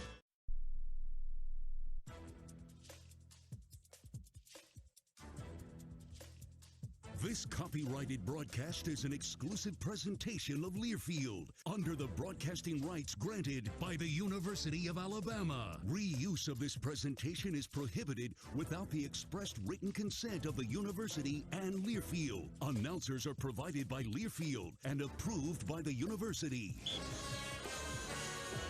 This is Tom Stipe with the Alabama Power Scoreboard Update. Alabama Power for a better Alabama. Halftime from Newark in the Elite Eight. Bama trails Duke 46-37. Already one final in the books. San Francisco West Regional, the West 1 seed Florida Gators survive, and survive is the word. 3 Texas Tech, 84-79. Tonight's East-West winners will fill half of the Final Four. Tomorrow night will reveal their opponents, the South and Midwest champs. With win tonight, Bama would face the winner of the Midwest top seed Houston versus 2 Tennessee and Indy. The remaining Finals 4 spot would go to the winner of the South Regional Championship in Atlanta, where one Auburn takes on 2 Michigan State. Coke Zero Sugar is crisp, refreshing, and irresistibly tasty. It's the best Coke ever. You try it and decide. We'll take a look at team stats next. This is the Crimson Tide Sports Network from Learfield. This is Coke Zero Sugar. Could I be the best Coke ever? Try and taste with your ears. Hear those bubbles? Imagine them tingling on your tongue. Fizzy deliciousness. Listen to that cascading liquid. A mouth-watering waterfall. Irresistibly tasty. Zero sugar. Crisp, refreshing, and ice cold. Is Coke Zero Sugar the best Coke ever? Try and decide.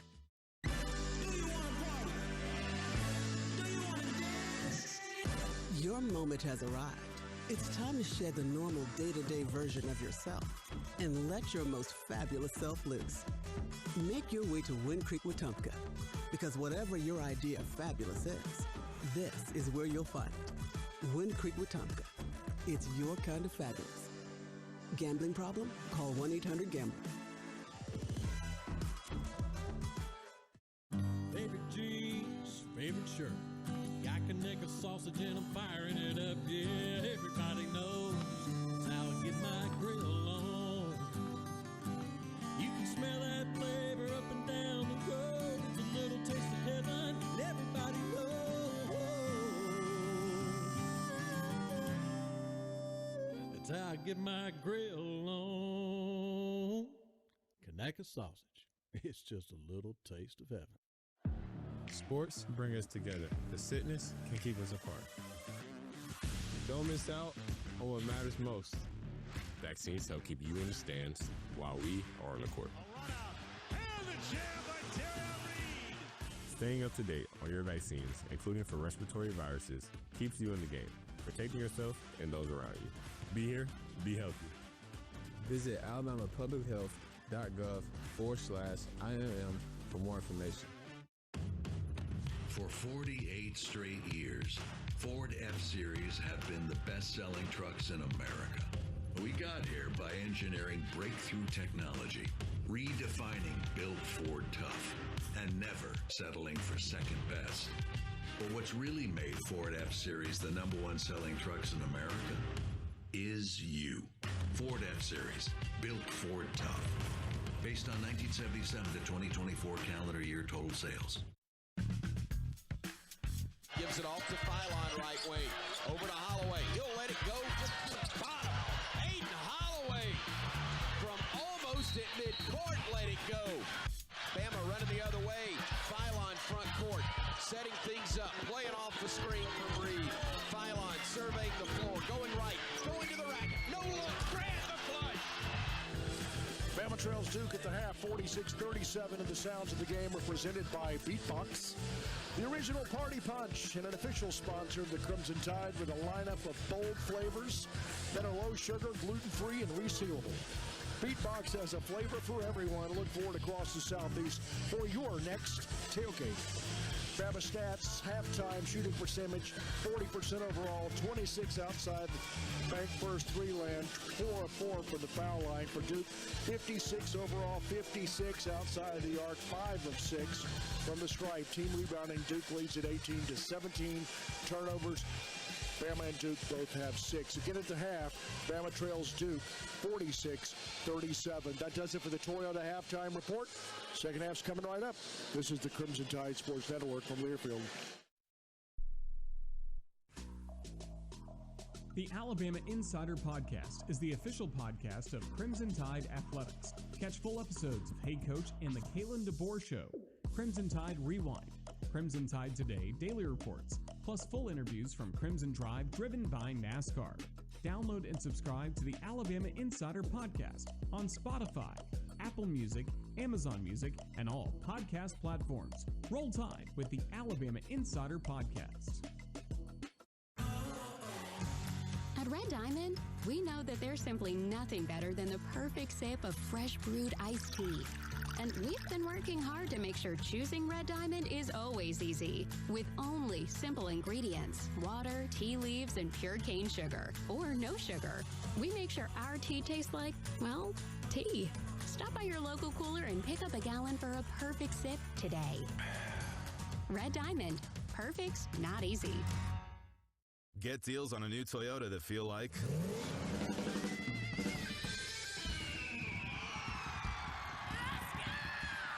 Visit your local Toyota dealer for the Ready, Set, Go event. Get $1,750 in bonus lease cash on a new 2024 Toyota Tacoma SR5. Offer valid through March 31st, 2025. Offer entitled $1,750 bonus lease cash on the lease of a new and untitled 2024 Toyota Tacoma SR5 gas vehicle. Bonus cash may be used only toward down payment or capitalized cost reduction on the new vehicle. See deal for details. Toyota, let's go places. This is Coke Zero Sugar. Could I be the best Coke ever? Try and taste with your ears. Hear those bubbles? Imagine them tingling on your tongue. Fizzy deliciousness. Listen to that cascading liquid. A mouth-watering waterfall. Irresistibly tasty. Zero sugar. Crisp, refreshing, and ice cold. Is Coke Zero Sugar the best Coke ever? Try and decide. This has been the Toyota Halftime Report. Visit your local Toyota dealers or explore Toyota.com today. No matter your destination, Toyota goes with you. Toyota, let's go places. We're back in Newark, where Bama trails Duke 46-37. NCAA East Regional Final, making Evan Williams Bourbon part of your game day traditions and game-winning celebrations is a slam dunk. Visit evanwilliams.com to find a bottle near you. Evan Williams Kentucky Straight Bourbon Whiskey, Bardstown, Kentucky. Think wisely, drink wisely, and roll tide. What to look for in the second half is brought to you by Club Tales. With the 13 original flavors, Club Tales truly is the original cocktail in a can. Pick one up at your local convenience store or learn more at clubtales.com. Again, Bama trails Duke 46-37 at the half. BP, it is not insurmountable, but it is a bit of a hill to climb. Listen, as Nato's talked to us at halftime, did not have a great first half. Obviously made some defensive mistakes, didn't attack the rim when they should have, not playing as well as he wants his team to play on either end of the floor, not even close. And I'm not talking about missed shots. I'm just saying he feels like his team can play much better than what we saw in the first 20 minutes, and you're still within striking distance. Alabama's the fastest paced team, the leading scoring team in college basketball. Can they come back from 9 down? Absolutely. This is a team that can get out and run and can go on a 10-0 run in about a minute and a half. Now, with that being said, Bama's not been a great team coming out of the locker room at halftime. Down 9, if you let this thing slip and don't come out focused and playing well on both ends of the floor, this could get out of hand quickly. It's important for Alabama to come out the first 4 or 5 minutes and get back in this thing and make a run.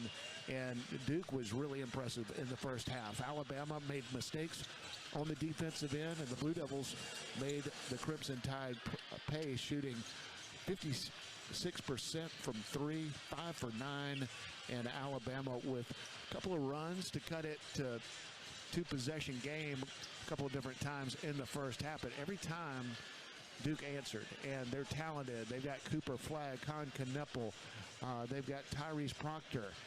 They've got guys that are projected to be top 10 NBA picks in this spring's draft, more than any team in the NCAA tournament. But to me, one of the difference makers for the Blue Devils was Hamid Malawach. 7'2", 250 pounds. His length on the inside really hurt Alabama, and I thought forced some difficult shots at the rim and kept some of Alabama's guards from attacking the paint and went a little more east-west as opposed to north-south, and it's because of the shot-blocking ability of Malawach and Cooper Flagg. Alabama's got to be more aggressive on the offensive end and got to get Mark Sears going. Only 2 points in the first half. Duke did a great job on him. He was able to find open teammates for some open looks, but for Alabama to get to the Final Four, they're going to need the guy that led them there a year ago, and that's Mark Sears. I guess if you look at it the positive way, Bama is only 9 down and just about played as bad as we've seen them play all year, frankly. Yeah, and this Duke team had something to do with it, not everything, and they're really good. Every time Alabama made a defensive mistake, the Blue Devils made them pay, and got to do a better job defensively. Alabama has played much better defensively over the course of the last month or so than what we saw in the first 20 minutes. And Bama wants to get out and run, push pace. They have an advantage taking the ball to the basket with speed in transition. Didn't have enough of that in the first half because we looked up, the Blue Devils shooting right around 60% for almost the entire first half. Ended shooting 56% from the field, better than that from the three-point line, and got to the free throw line and converted. But with all that being said, it wasn't a great first 20 minutes, but Alabama, within striking distance, need to start off this half strong. Speaking of strong, Our play-by-play voice, Chris Stewart's going to get that done for us. Come on, Chris. Gonna do my it's all best. on you, man. Gonna do my best. I'll take no credit. I'll take all the blame. How about that? Chris Youngblood, Mark Sears, Clifford Amore, Grant Nelson, and LeBaron Philon will be the 5 to start half number 2 for the Crimson Tide. Alabama trying to get the half started off right. Nate Oates, notorious for great plays to start a second half. And need one right here, but got to extend this. Alabama has not been great coming out of halftime for those first 4 or 5 minutes. Yeah. And that's been an area that's hurt this team. Down 9, it can't afford to have that happen. Alabama needs a strong start to the second half. Sears will have the basketball front court. Goes left off the screen from Cliff. Goes to the wing. Now we'll flip it over to Youngblood. Catch and shoot. Deep three. It is no good. Rebound, Malawak.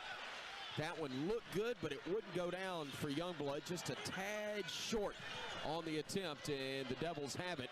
46-37, Duke with the lead, 19:35 in moving time left here in the first half. Flag with the basketball, working against Nelson.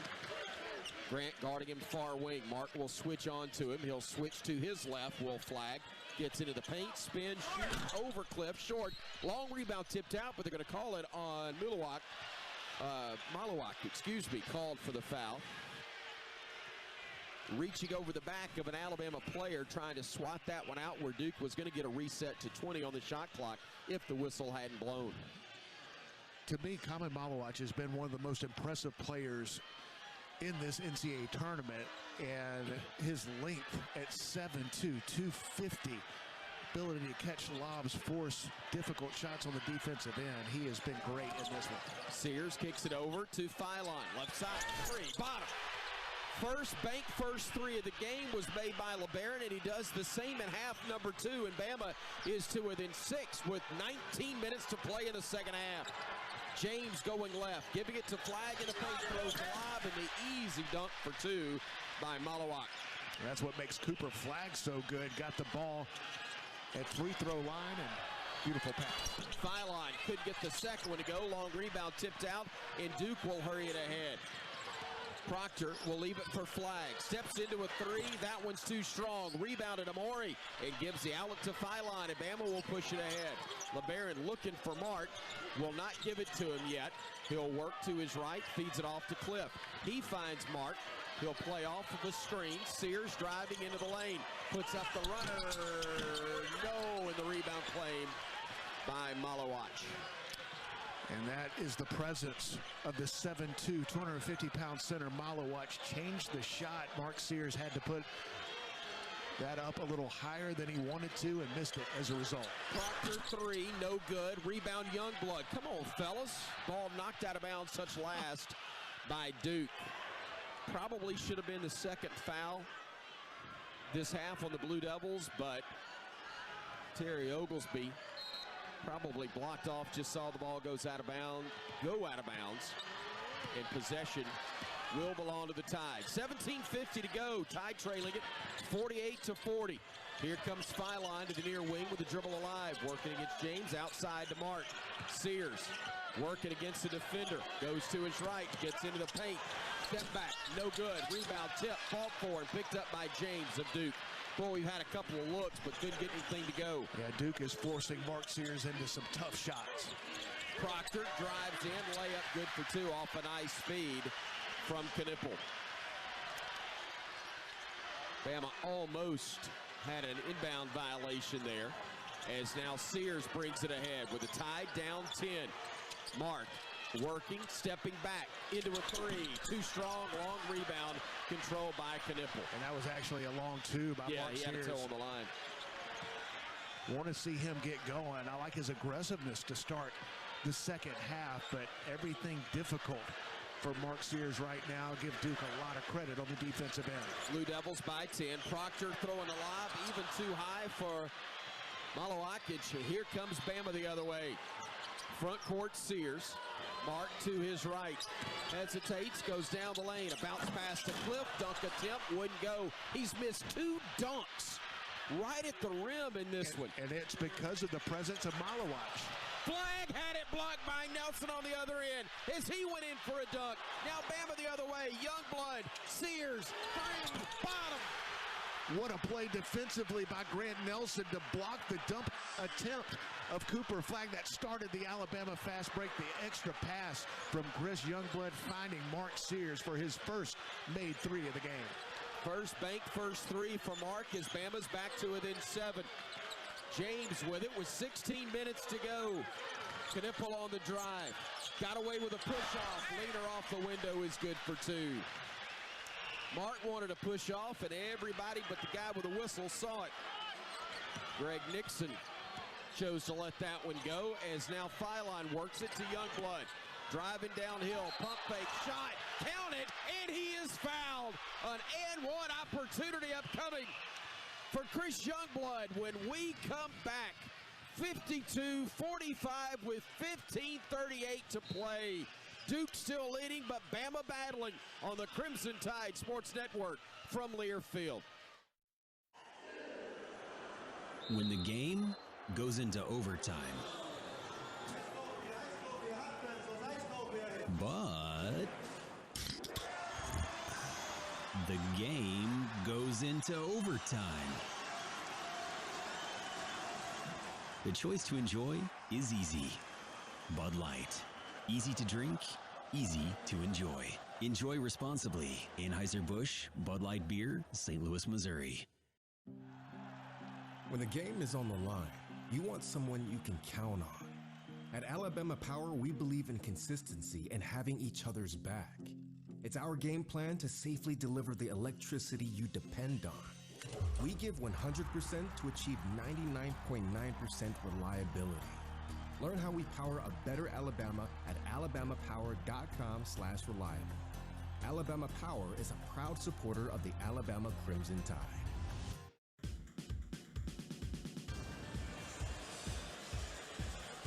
Duke 52, Bama 45, 15:38 to go in the ball game. This NCAA Tournament East Regional Championship game. The unexpected happens every day. And when it does, head to Kohl's and Kohl's.com for everything your family needs. Kohl's, where families come first. Tom Stipe, Chris Stewart, Brian Pasick. We are courtside in Newark. BP, every year Nike gives their schools special NCAA T-shirts and such as that. And the one that the teams are wearing this year describes this very well. Nothing easy. There is absolutely nothing easy against the grown men inside for Duke. Yeah, and speaking of grown men, how about Grant Nelson with the block on Cooper Flag? Started the Alabama fast break. And if Alabama comes back and wins this game, we're going to look to that play. That was a huge play in this game because Duke was about to extend the lead, had the National Player of the Year going in for a dunk. Grant Nelson blocks a shot that started the fast break, ending with Mark Sears' first made three of the game. Duke's done a great job against Sears, but in transition after the block shot, Duke in a scramble situation. Chris Youngblood makes the extra pass. Mark knocks it down, and it was Youngblood with the assist. Now a chance to cut into this Duke lead with an and one opportunity. Drove the lane, took the contact, able to finish with the left hand, and he'll go to the line after the break. But Alabama needed a strong start to the second half. They've got it, but obviously Duke is not going to give up this lead easy, and they're playing well. And Conka Nipple, a guy that doesn't get the headlines of a Cooper Flag, the freshman, can shoot it from three, but he's 6'7", has strength, the ability to go inside, and he is probably a one and done as well, projected as a potential top 10 pick in the NBA, and he's playing well here tonight. Youngblood at the stripe for Alabama, trying to convert an and one that I was afraid was going to be wiped off because of the walk, and instead it becomes a huge three-point play, and Alabama is back to within 6. 52-46. 15:35 to go, and the Crimson Tide faithful rising as one. Once again, Knipple on the drive to his right, throws the lob. They'll throw it home for two with the big man.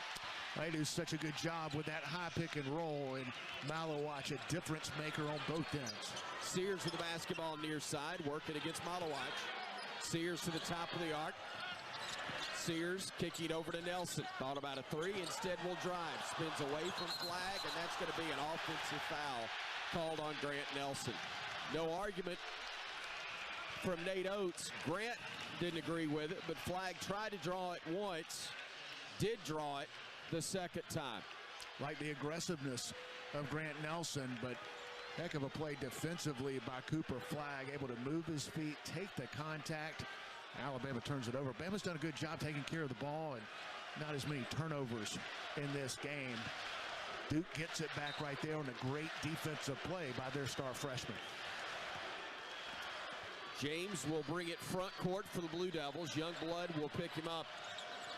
14:57 to go. Duke leading it by 8. Knipple driving against Nelson. Throws another lob. That one hit the rim, thankfully. Ball's batted around. It goes off the leg of who?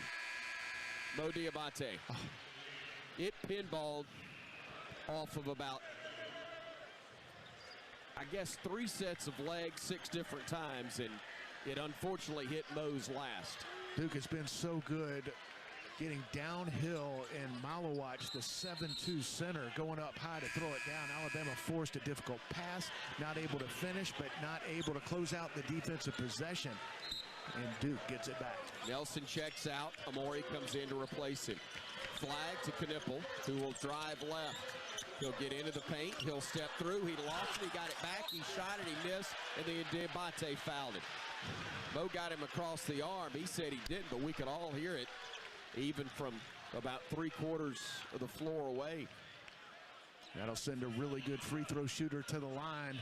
Alabama had it cut to 6, 2-possession game, but since then, Duke's been able to go with a high pick and roll, the finish, and this time gets to the line, a chance to extend it back to double digits for the Blue Devils. They call it actually on Amore, and that's Clifford's second, as the first free throw is up and good by Knipple. A 9-point Duke lead with 14:39 to go. They led by 9 at the half.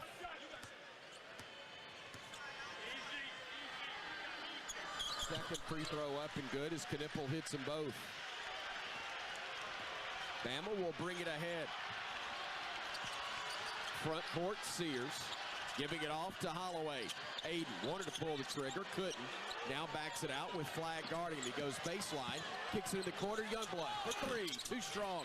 Rebound claimed by Cliff. Out to Mark, all alone. 3, too strong, and the rebound goes to James. Can't ask for a better look than Mark Sears. Got great offensive rebound by Cliff Amore. Kicks it up out to a wide open Mark Sears, just a little strong with it. Made those in our sleep, it seemed, on Thursday, but struggling to get a similar clip today. Bama just 7 of 25 from 3-point range in this game. Flag with it just inside the arc, driving the lane, put it up, blocked by Mo, picked up by Youngblood. Chris will bring it ahead. Youngblood working on the left wing, gets down the lane, stops, leaner, got it. Good move, Chris. Youngblood and Bama is back to within 8. Defense leading to offense. We've seen that at times in this game, not consistently enough, but the veteran Chris Youngblood playing well here in the second half. James with it between the circles, goes to his right. Bama switches on him with Mark. James looking left, gives it off. Knipple on the drive against Cliff. Spins, shoots, and misses. Rebound picked up by Mo. Brings it front court. Near side Holloway. Aiden, let it fly, baby. Too strong. Boy, he had a lot of juice behind that one. Now Flag runs the other way.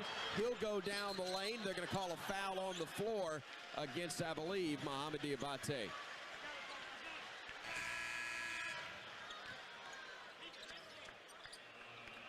Man, well, that 3 looked good, but it was had a little extra juice.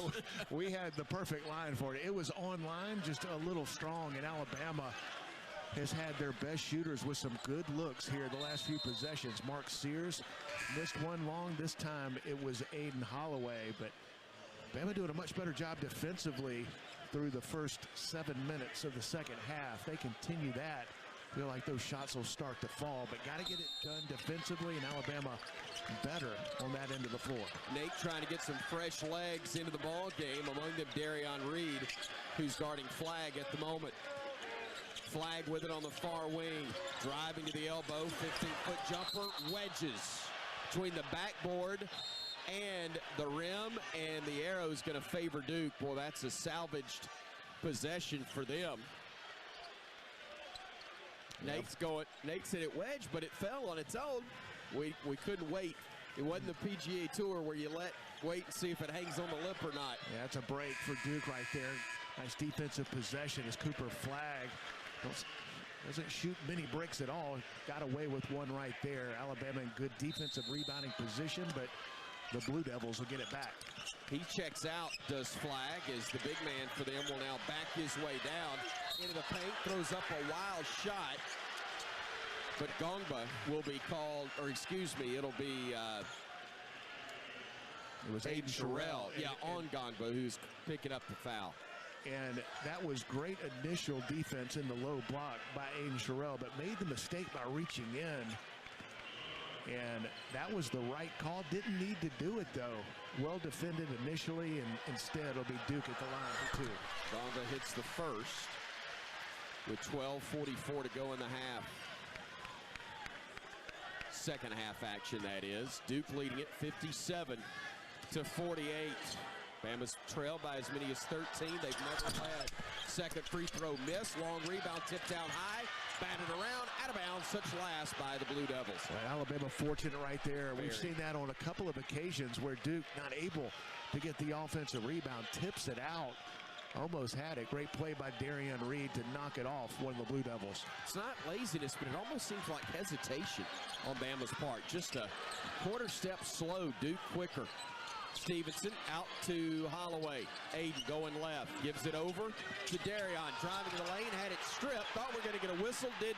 Here comes Duke the other way. They've got numbers. Now Bama fills in from the far wing. Driving into the paint will be Foster, and he slips, but he got fouled. And with 12:18 to go, that'll be team foul number 5 on the Crimson Tide. I think it's a combination of the length of Duke, maybe causing a little hesitation. Now, they've been able to get some deflections and knock the ball out on offensive rebounds. Alabama better defensively here in the second half, but no room for error against this talented Blue Devils team. Knipple able to lay it up again. That's about the 4th time Aiden Holloway's been caught behind a screen on an inbounds play and an easy layup for the other side. Holloway drawing a foul from Duke, and we're in New Jersey, but a Bronx cheer for the Bama faithful. As the whistle's blown, that's just the 3rd foul this half on Duke. It'll be Phylon to inbound it near the Bama bench. Trying to get it in. Looking, gets it in to Holloway out high. Aiden working between the circles, goes to his left. Stops, goes to the left wing. Still with the dribble, hands it off Phylon. LeBaron trying to shake free at 10. Nearly lost it, goes down the lane, left side. Tough leaner, no, but he's fouled, and he'll go to the line to shoot 2. LeBaron Phylon really battling as the Blue Devils get called for their 4th team foul. 11:50 to play.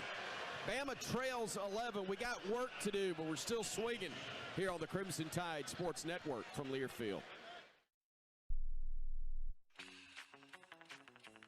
You can find all Crimson Tide Sports Network video content online on the CTSN YouTube page. It's the home of the live courtside cam, episodes of Crimson Drive driven by NASCAR, plus Hey Coach. Our YouTube shorts will deliver thrilling Alabama radio highlights, plus interview clips from Alabama student athletes and coaches that you can't miss. Subscribe to the Crimson Tide Sports Network on YouTube for the very latest on the Alabama Crimson Tide.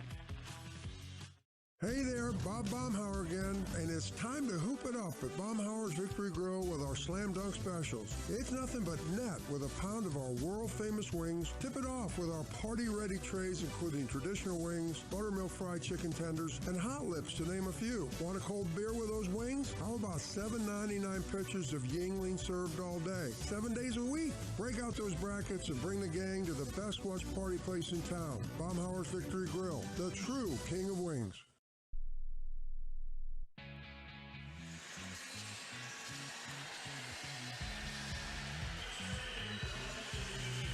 Bama down 11 to Duke, 59-48, with 11:50 to go in the ball game.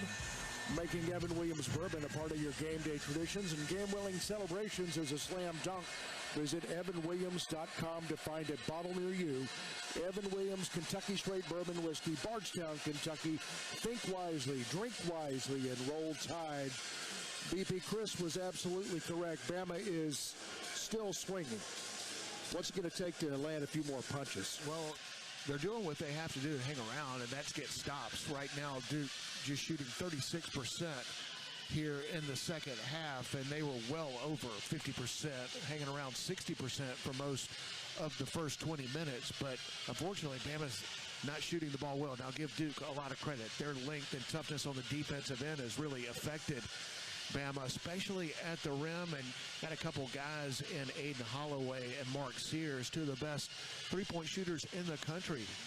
Can't make a shot here in the second half, but with Alabama and the way they play on the offensive end, the leading scoring team in the country, feel like it's just a matter of time. Give yourself a chance with getting defensive stops. If they continue to do that, offensively, it will flow, but got to do a great job defensively against this talented Duke team.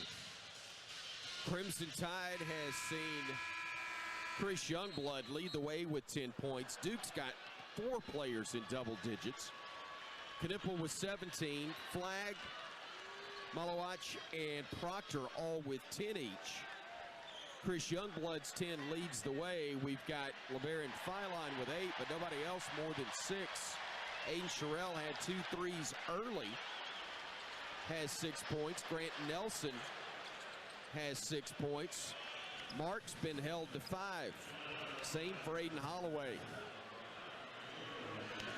They had slightly better numbers at this time in the game against BYU as Philon hits the first free throw. Yeah, Aiden Holloway and Mark Sears, 1 for 4 each from the three-point line. And they've gotten some good looks here in the second half. They continue to execute on the offensive end, move the ball, which Alabama has. Hopefully those threes will start to fall, and this game could turn on that. Philon now in double digits with 10 as he hits both free throws, and Bama's to within 9 with 11:45 to go. Foster with the basketball out high. LeBaron guarding him. Gives it off. Proctor shoots the 15-foot jumper and got it to go. You got to make a decision because Malawach has been so good in the pick and roll. If you help, the lob dunk has been there all night for Duke. Holloway on the drive, circles to the baseline, lost it, saved it, throwing it to Grant. He'll kick it out. Reed fakes a 3. He'll dump it over near side to Holloway, who was wide open, but they called a foul in the act of passing the basketball. Alabama fortunate right there. They didn't turn it over. Looked like a possession going the wrong way, but Grant Nelson able to pick up the loose ball, find an open Darion Reed, who got the ball inside and forcing Duke to foul. Darion kicks it to LeBaron, far side. He'll bring it into the lane. He'll drive against Proctor, then flip it back out to Holloway. Deep 3. Too strong. The rebound controlled by Duke. Boy, it's a great look, especially for him in this building this week, but that one wouldn't go. And the Tide trails by 11 with 11 minutes remaining. Alabama just 4 for 14 here in the second half, 28%. Keep defending, fellas. Shots will eventually fall, just defend. Unfortunately, don't there, and Proctor got an easy move to the bucket. Bama runs the other way, down 13, matching the biggest lead for the Blue Devils. Philon out high, working left, throwing it to Grant on the block, back to Philon in the corner for 3. In and out, no good, it was halfway down. Rebound controlled by the Blue Devils, who will bring it back. Alabama just 18 of 50 from three-point range in this ball game. Got to get some stops. Duke 3 for their last 3. Alabama, no field goals in over 3 minutes. Malawach working it right side. to Foster. Foster to Flag. Flag working against Reed. Kicks it near side. Proctor, an open three. No. Rebound claimed by Nelson. He'll rip it off the rim and bring it the other way. Nelson into the front court. Gives it off. Holloway dead on. Too strong again. Reed clears it. Over to Philon for three. Bottom. Second chance opportunity. And LeBaron Philon cuts the Duke lead back down to 10. Keep swinging, fellas. Keep swinging. Almost 4 minutes in between made field goals for Alabama. Second chance opportunity. Darion Reed with a huge rebound and kick out. Foster gets it front court. Duke calls timeout and will take the break as well. 9:31 left to play. Duke 63. Alabama 53. A berth in the Final Four on the line here on the Crimson Tide Sports Network from Learfield. Let's go, let's go, let's go. Let's huddle up and make things happen with the only cards for T-Town. The University of Alabama Regions Visa Debit Card and Prepaid Regions Now Card. They're a win for your wallet and a big roll tide, whether you're purchasing stuff for game day or every day. Want to go all in on confidently showing your Tide pride? Order your card now at regions.com/GoBama. Regions, official bank of the SEC. Member FDIC. Terms, conditions, and fees apply.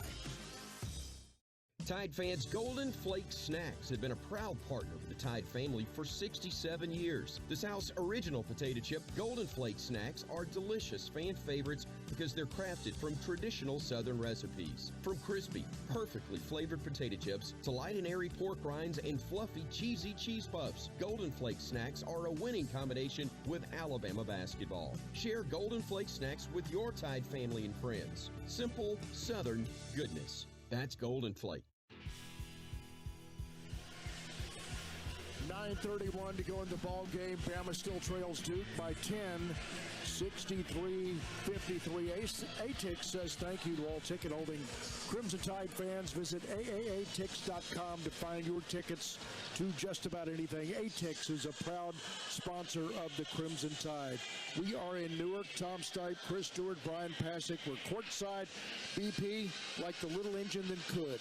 Bama a little bit, then gets knocked back. You feel like if Bama could just make a couple of those threes, we might be right back in this thing. Yeah, and hopefully LeBaron Philon's made three after the offensive rebound. Alabama went almost 4 minutes without a field goal, and it wasn't because they weren't getting good looks. You had some of the best shooters getting looks from three, not able to convert, but finally LeBaron Philon knocks down the three, and that was a big sequence where Duke got it up to 13, had an open look at three, misses. Grant Nelson gets the rebound, starts the Alabama fast break. You end up with an offensive rebound kick out to LeBaron Philon, and Alabama's been hanging around, hopefully can put some stops together, and when they do get out and run, Duke's gotten into a little bit better offensive rhythm the last few possessions. Before that missed three, they'd made 3 straight field goals, but Alabama doing a better job this half defensively since halftime. The Blue Devils 7 for 17 from the field, 0 for 3 from the three-point line, 3 for 4 from the free throw line. And Mark Sears had a little rest. He's back in this game. Only has 5 points, had 34 in the Sweet 16 win against BYU. He's had some open looks here in the second half. Just 1 made 3 in this game. Got to get Mark going the last 9.5 minutes of this one. Blue Devils with the basketball. James has it back court. He'll bring it front court now with Philon defending him. 9.5 minutes to go. Duke with a lead by 10. They get it to Flag, top of the arc. Flag going to his right, picks it up, gives it off to Proctor. Nearly lost it, but controlled it with 10 to shoot. Proctor lost it, taken away by Philon. LeBaron to the rim, had it blocked, and a foul is going to be on Cooper Flag. That is a tough foul right there as LeBaron went up high. Nate wanted the intentional call. He went up clean, Flag did, trying to block the shot, got him really hard, but LeBaron will go to the line to shoot 2. Great job defensively by LeBaron. How many times have we seen him strip a good ball handler and go in and either finish or get to the line? Great play defensively, tried to throw it down. Cooper Flag at 6'9", able to get back. A hard foul. LeBaron Philon seems okay, tells the official he's okay, and he'll have to bounce back up and go to the line for two. Shoots the first and makes it. Tip of the hat to Roger Ayers, who did it earlier with Cooper Flagg when he got hit in the midsection. And the same there with LeBaron Philon. Somewhat deceptively, bought them a couple of extra seconds. Philon only makes one of two. And it's a 9-point Duke advantage, 63-54. So the foul saved Duke a point right there. They throw it over the big fella, who gives it back to Knipple. Knipple going into the lane to his left. Nelson tried to poke it away. Flagg with it, back to Knipple. Fakes a three, now drives in, dumps it off, and the dunk for two, good by Sion James. 11-point Duke lead, 65-54, 8.5 to go. Bama with the ball, Nelson. Grant on the near side, trying to get to the paint, can't. Gives it off to Diabate. Muhammad will go right. He'll hesitate. He'll back his way down against Proctor. Puts it up. Shot blocked. That's basket interference. Good call from the far side by Terry Oglesby. They're going to look at it at the next media timeout, but that looked clearly to be basket interference with 8:24 to go, and at the moment anyway, it's a 9-point ball game in favor of Duke, 65-56. Yeah, they made the signal immediately that they're going to look at it at the next timeout, and I think the Duke fans in this building would disagree with you. They didn't feel like it was goaltending, but we'll find out after the under 8-minute timeout. Knipple working against Nelson, spinning in the lane, steps through, laid it up, missed it. Rebounded by Philon. Did he save it? He did. LeBaron, he did get fouled, and that's the right call because he almost traveled, but he got hit. Yeah, he got hit, and that'll be the 7th team foul against Duke. So Alabama and LeBaron Philon going to the line for a 1-and-1. Chance to cut into this Duke lead. Alabama fortunate right there. Con Knipple, who's been so good in this game, leading all scorers. He's got 17. Had it at point-blank range, but the length of Grant Nelson changed the shot. Missed it, and LeBaron Philon gets the ball. Huge front end of a 1-and-1 made by LeBaron. He'll get another opportunity upcoming. 76% free throw shooter on the season is LeBaron Philon, the freshman out of Mobile. 8:03 to play. Free throw up, free throw good, and Alabama is back to within 7. 65-58. 8 minutes to go. Tide fans on their feet making noise again, and the Duke fans answer. James on the far wing. James looking, dribbling a couple of times, handing it off to Flagg. Flagg working against Nelson from the right wing at 10. Nearly lost it as Sears picks him up. Flagg with it at 6. Flagg at 5. Baseline at 4. Leader is up and good. He had a size advantage over Mark and was able to take advantage and also played very poised. Yeah, that was a great defensive effort by Mark Sears. Cooper Flagg at 6'9", just able to go up and finish. Nelson on the wing, flipping it over to Diabate. Mo will drive. Got cut off, shot up, no good, rebounded Nelson, lays it up, it was halfway down, and it popped out, it rimmed all the way around, and wouldn't stay down, and the lead stays at 9 for Duke. It's the presence of Kamen Malawaj, who changed the shot 7-2, and has a 9'8" reach. Grant Nelson flipped it up quicker than he would have liked and missed it. Proctor on the drive, lost it on the way in, but the bounce went right to Malawaj, and the lead goes back to 11. They're good, but that was a lucky break. Here comes Sears driving in. Gets underneath the basket, nearly walked. They're going to call a foul on Duke, and it brings us to the under 8 media timeout. 6:39 to go. Duke leading it by 11, 69-58 here on the Crimson Tide Sports Network from Learfield. Hey Bama fans, this is Roger Hoover. Each Thursday at 2 p.m. Central, join us live for Crimson Drive, driven by NASCAR. This live streaming talk show features the latest on Alabama athletics with exclusive conversations with Tide student athletes, coaches, and media members giving their perspective on the Crimson Tide. You can watch on YouTube, Facebook, and X, with all conversations archived as well on the Alabama Insider podcast. Roll Tide with Crimson Drive, driven by NASCAR. When the game goes into overtime, but the game goes into overtime. The choice to enjoy is easy. Bud Light. Easy to drink, easy to enjoy. Enjoy responsibly. Anheuser-Busch, Bud Light Beer, St. Louis, Missouri.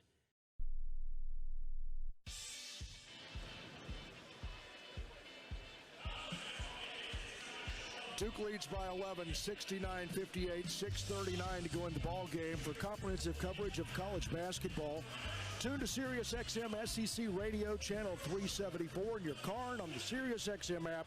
SiriusXM is the home of your favorite team, so cheer along and listen anywhere. So get a free trial at SiriusXM.com/SEC Radio 2025. I hate to state the obvious, BP, but you've got an All-American over there, and we kind of need to get him going.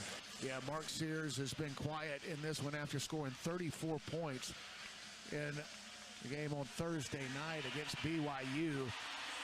The Blue Devils have done a great job limiting the opportunities of Mark Sears. He's just got 5 points, 2 for 9 from the field, 1 for 4 from beyond the arc. But fortunately, the freshman, LeBaron Filon, stepping up in a big way, leads all scorers, or at least Alabama scorers, with 16, 4 for 8 from the field, 3 for 6 from beyond the arc. He's also got 5 rebounds and 3 assists. Chris Youngblood with a big game as well. He's got 10, 4 for 7 from the field, but Alabama gets some good looks from 3, but not converting at nearly the rate we saw on Thursday against BYU. Alabama just 8 for 30, 27% from the three-point line, and give Duke a lot of credit. Their defense has been terrific in this, but especially at the rim with Kamen Malawach changing shots, blocking shots, 7'2", has a 9'8" reach.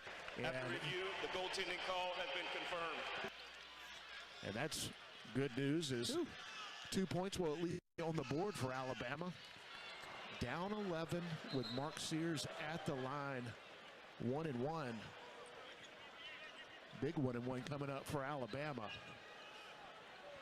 They've got to get some stops. Duke continues to keep Alabama at arm's length. They've made 6 out of their last 8 field goals. Alabama wants to win this game. Got to get stops, get out and run, and get number 1 Mark Sears going. Sears couldn't get it to go, but Stevenson, a huge rebound. Needs help, got a big timeout right there, saving the possession for the Crimson Tide. He didn't have anywhere to go with it. Yeah. Kind of got trapped after he got the rebound, and Duke surprised as anybody that Mark missed the front end, but great effort by Jaron Stevenson to save the possession. He missed it, and then the way it hung on the rim, it almost looked like it was still going to fall. But unfortunately, while it didn't go in, Jaron was able to claim the rebound. That previous play we talked about was under review, and it was not really that previous play, but during that previous timeout, the goaltending, no goaltending, was under review. And all reviews this year brought to us by Bromberg's, Alabama's oldest and most trusted jeweler. So Mark missing the front end of the 1-1. Quite the rarity for a young man who's shooting better than 80% from the stripe this year, but Stevenson's rebound and then the timeout salvaged the possession. 19 to shoot, 6:36 to play. Bama trailing 69-58. Filon inbounding it from the baseline, looking to get it in, still looking, beats the count to Stevenson. Jaron over to Filon, who brings it center of the floor. Working against Flag, goes over to Youngblood. He'll drive into the lane, he'll lay it up, he'll miss it, and the rebound is claimed by James for Duke. Malawatch changing shots once again. Nice drive by Chris Youngblood, but not able to get it up over the 7'2" center. Flag with the basketball out high as Duke leads it by 11 at the 6:10 mark. Near steal, Youngblood able to force a tie-up, and the arrow is going to favor Alabama. Chris Youngblood, quick hands right there, saving Alabama and forcing the turnover on the tie-up, and the possession arrow favoring the Tide. 69-58, Bama leading it by 11, 6:06 to play. Youngblood will sit down. Sears, Philon, Darion Reed, Stevenson, and Nelson, the 5 on the floor for Nate Oates' Crimson Tide. They've never led in this game. They've trailed by as many as 13. They're down 11 right now. Philon with the basketball to Stevenson at the top of the arc. Fires it over to Nelson. Grant will pivot. He'll drive. He'll get to the rim. He'll lay it up. He'll miss it. And again, the shot was altered by Malawatch. He has been the difference in this game. Alabama getting the ball where they wanted at point-blank range, just not able to finish over a great defensive center. Flag with it, driving against Reed. Behind the back pass out to James. James on the drive. Pump fake shot, and a foul's going to be called on Grant Nelson, and that will be his third. 5:29 to go. Duke leading it 69-58.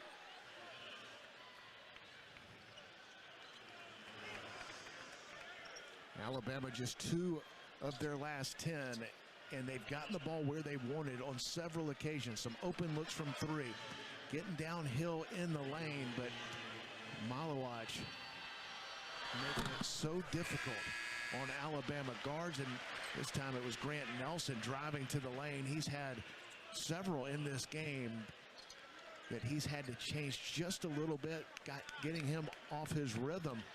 And Alabama's one of the best 2-point percentage shooting teams in the country. That has not been the case tonight, and it's because of the Duke length in their center. James makes 1 of 2, and Bama comes the other way, down 12. Here's Philon with it with 5:20 to play. Philon near side, picking it up, handing it off to Sears. Come on, Mark, time to get hot. Philon looking, driving, dishing. Mark near side for 3. Couldn't get it to go. Rebound claimed by Duke, and they're going to call a foul on Alabama. Looked like Knipple had jumped to get the loose ball and was falling to the deck. They say he was helped to the deck by an Alabama player. That's going to be a foul on Mohamed Diabate, and that will be his first.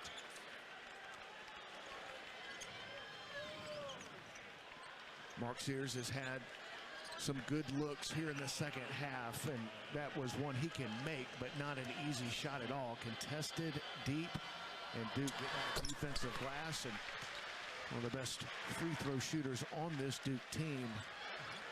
Knipple has been good, a little quiet lately, but big free throw right there. He's up to 18 for the game. Knipple hits them both.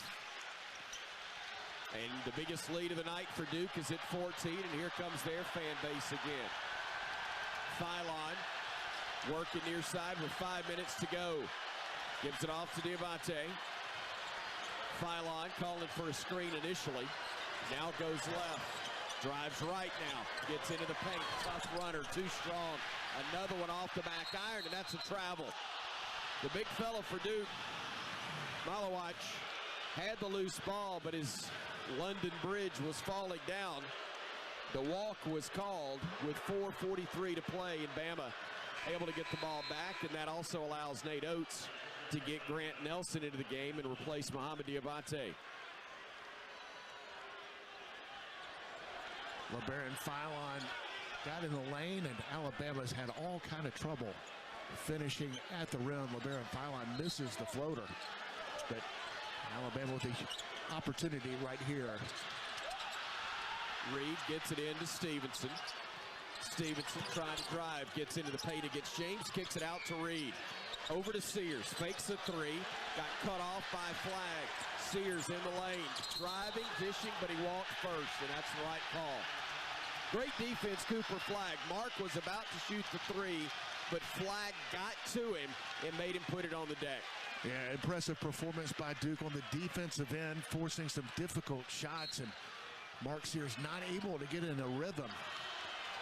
Well, if Alabama's going to go, they got to go right now. It starts on the defensive end. Got to put some stops together if they're going to have any chance late in this one. 4:20 to go, and Duke leads it by 14. Flagg working against Reed. Darion trying to defend against the All-American. Knipple driving, throwing it up, ball batted around, taken away by Philon. LeBaron stopping, looking. Sears on the near wing.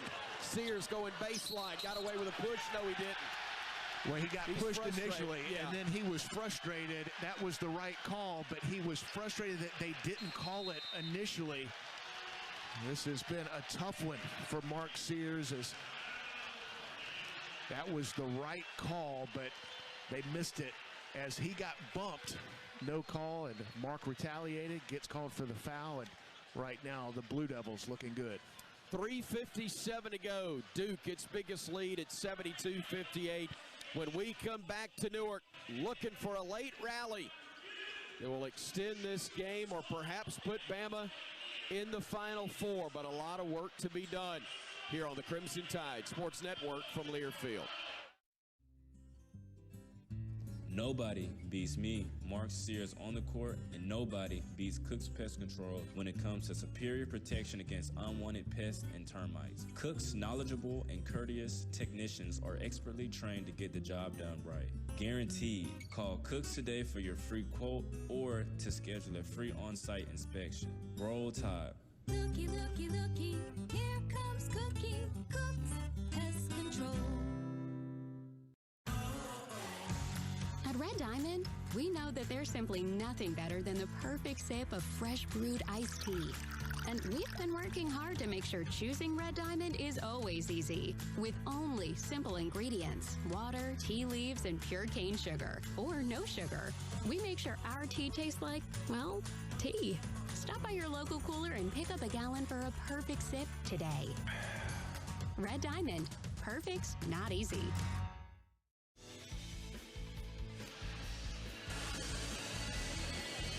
.357 to go in the ball game. Bama trails Duke 72-58. Be sure and stay tuned after the game for the Regions postgame show with Bama coach Nate Oates.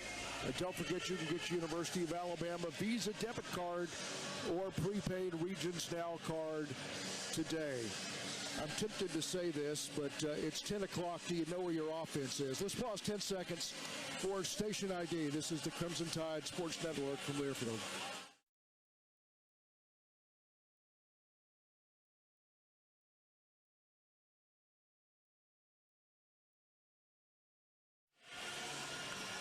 BP 2 nights ago, Bama put up 113 against a really good team. Nobody talks about Duke's defense. They talk about Cooper Flagg and the NBA players, but goodness gracious. Bama's got 58 at the under 4, and that has a lot to do with Duke on the defensive end. Boy, I knew how good they were offensively, and I've been so impressed with this Duke team on the defensive end. And they've got it all defensively, and their anchor is a 7'2" center, Kamen Malawach, and nothing easy on the inside. Alabama, especially in the second half, they've gotten what they've wanted to an extent, and so difficult to finish over Malawach, and they've got length all around him. They played great on both ends of the floor, but especially defensively, limiting Alabama's stars and their three-point shooting. But also, when they've gotten the ball inside, Alabama's not been able to finish at the rate they normally do. This is one of the best two-point shooting teams in Alabama against one of the best two-point defensive teams in Duke, and it's been all Duke on that end of the floor. Bama seldom presses full court, but circumstances call for it now, as Flagg will hold the basketball. Stevenson defending him. They're going to call Jaron for a foul, and Nate Oates livid. He said, don't foul. I mean, you've played that far. Granted, there's still 18 seconds on the shot clock, but you're not in a spot now where you're in desperation mode in terms of having to foul. You're getting close, but you're not there yet. Yeah, mistake by Jaron Stevenson. got too close on Cooper Flagg, and Flagg, a smart player, smart play, drew the foul, realizing that Jaron was extra aggressive when he didn't need to be. He wasn't going to turn it over in that situation. A little later in the shot clock, just played that one out, try to get some stops and make this a single-digit game, but now with a chance with a really good free throw shooter in Cooper Flagg to extend the lead. They do just that as he knocks down the front end of a 1-and-1 with 3:45 to go.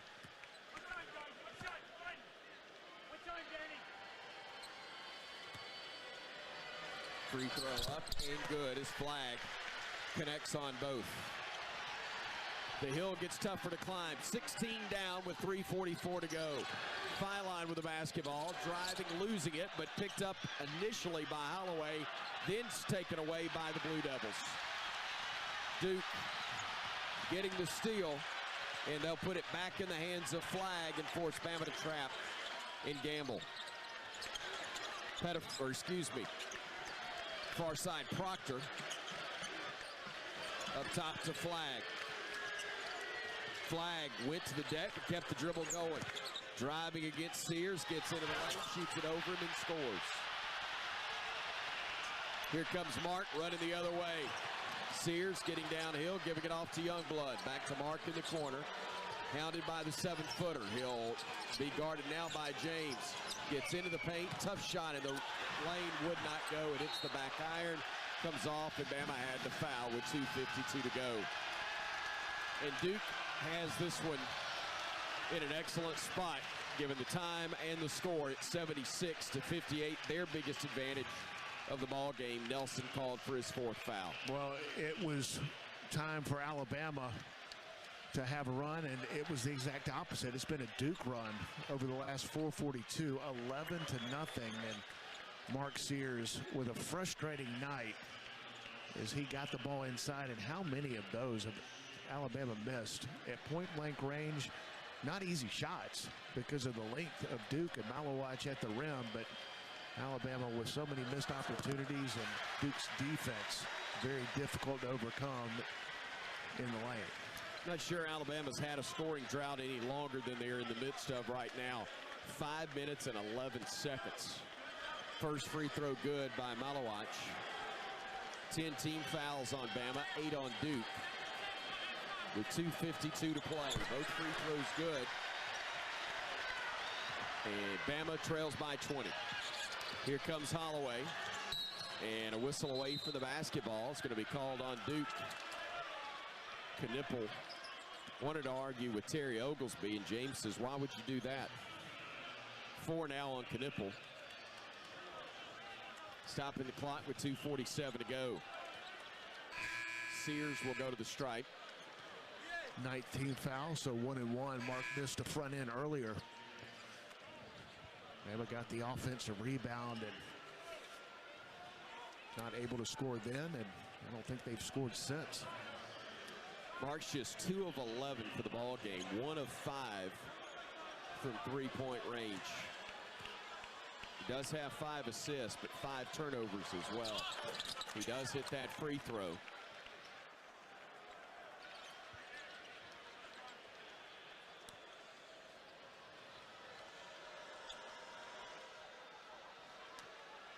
Mark Sears, the reason why Alabama, for the first time in school history, has gone to back-to-back Elite Eights. He has struggled in this one, but what a player he has been. Second free throw missed. Rebound claimed by Malowich. 78-59 Blue Devils. Flagg on the drive, just dribbling away from traffic. Fires it over to James. Nelson has 4 fouls. They can't afford for him to pick up a 5th, and a good timeout used there by the Blue Devils. They'll have 1 remaining. Bama has 2 left. (78-59) Duke with the lead as Alabama is in danger of having its season come to a close here tonight. And Duke on the verge of their 35th win in 38 ball games this year. Well, we knew Duke was good, obviously. I mean, they are the favorite to win the national championship. And the question about Duke coming into this tournament is the ACC has been so down as compared to most years that really couldn't tell. They were doing what great teams should do. They were taking care of business and beating people handily in their conference. But what would they do when they faced some of the top teams in the country? Now, I thought they would be really good, but they have exceeded what I thought they would be. Their length is overwhelming, and we know how good Cooper Flagg is in Conca-Nipple, but their interior defense is as good as we've seen this year, and Alabama's played the nation's toughest schedule. Flagg with the ball front court. His pass attempt blocked away and stolen. Diabate. Mo will drive. He'll get to the rim. He'll flip it up and in with the right hand. 2:15 to go. Alabama to within 17. That's a great job defensively by Mo Diabate. Cooper Flagg trying to throw the lob to Malawach. And the deflection led to the open floor opportunity. Flagg threw it away. Stolen by Nelson. Drives in, lays it up and in for two more. Bama's got it to 15 with 1:54 to go. And they'll stop the clock as Duke was trying to buy some extra seconds or kill some extra seconds by not hustling and just kind of kicking the ball away. Now they'll have to inbound it against the Bama pressure. They get it into James. Bama will trap him. Nearly taken away by Diabate, but Mo commits the foul. Love the fight that Alabama's showing. A huge hill to climb. Only 1:50 to play, but this Alabama team continuing to fight. Going back to Duke. You know, there are some great teams left in this tournament, but the team that has by far the most projected NBA players is the team in blue and white that we're watching here tonight. Projected to have 3 top 10 picks, 3 lottery picks, a couple others that may go either late first round or early second round. Those teams have 1 or none. This Duke team has about 6, and they've got some veterans mixed in with a guy in Cooper Flagg. A lot of people around the NBA think he's a generational type talent. He's been really good in this one, but so has the rest of his teammates. Alabama will get Diabate out after the second made free throw by James. 80-63 with 1:50 to go. We'll get Holloway in to get another three-point shooter out there. Here comes Philon, bringing it front court. LeBaron working against the 7-footer. Goes to his right. Crosses over, steps back, kicks it over to Mark. Sears will try to split defenders, splits up the runner, no good. Rebound controlled by James.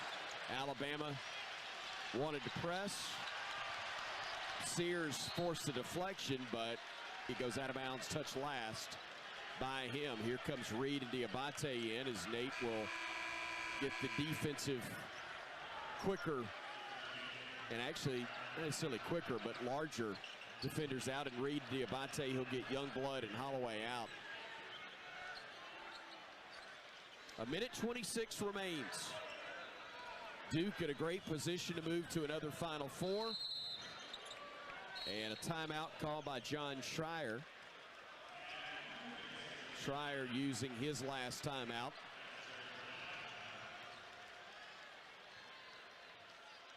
.126 left to play.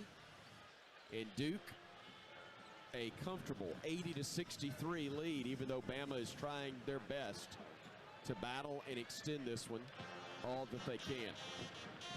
Well, I thought Alabama would have to play one of its better games to beat the Duke Blue Devils. Now, Alabama, as we've talked about, the nation's toughest schedule. They've gone on the road to beat the team that is the highest one seed in this tournament, but the odds say that Duke is the team to beat in the NCAA tournament, and there's nothing I've seen over this weekend in Newark that leads me to believe otherwise. They have everything. They haven't played the toughest schedule, but they've taken care of business, and the teams they have played, they've beaten Auburn in great shape to win this one and move on to the Final Four, but they are talented and they are better than advertised on the defensive end. This is a great offense in Alabama.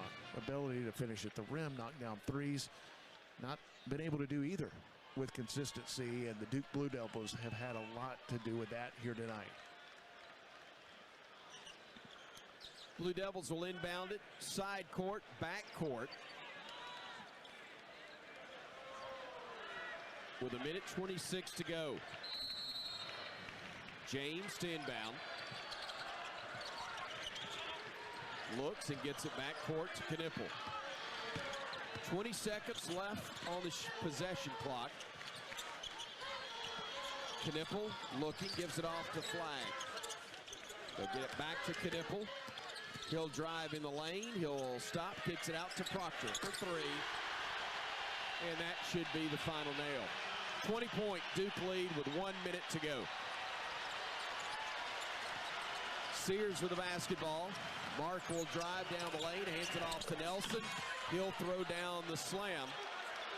And Grant now has 8 points. Nice pass from Mark Sears, getting in the lane, drawing the defender.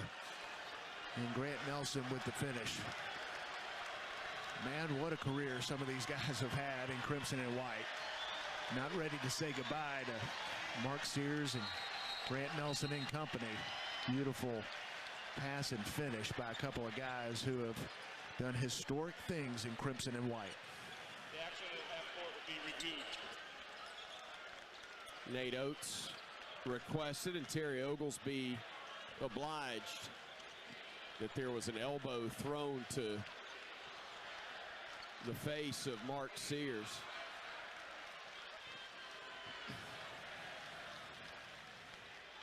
Again, the official reviews brought to us by Bromberg's, Alabama's oldest and most trusted jeweler. A brief review and no change. After review, no foul on the play.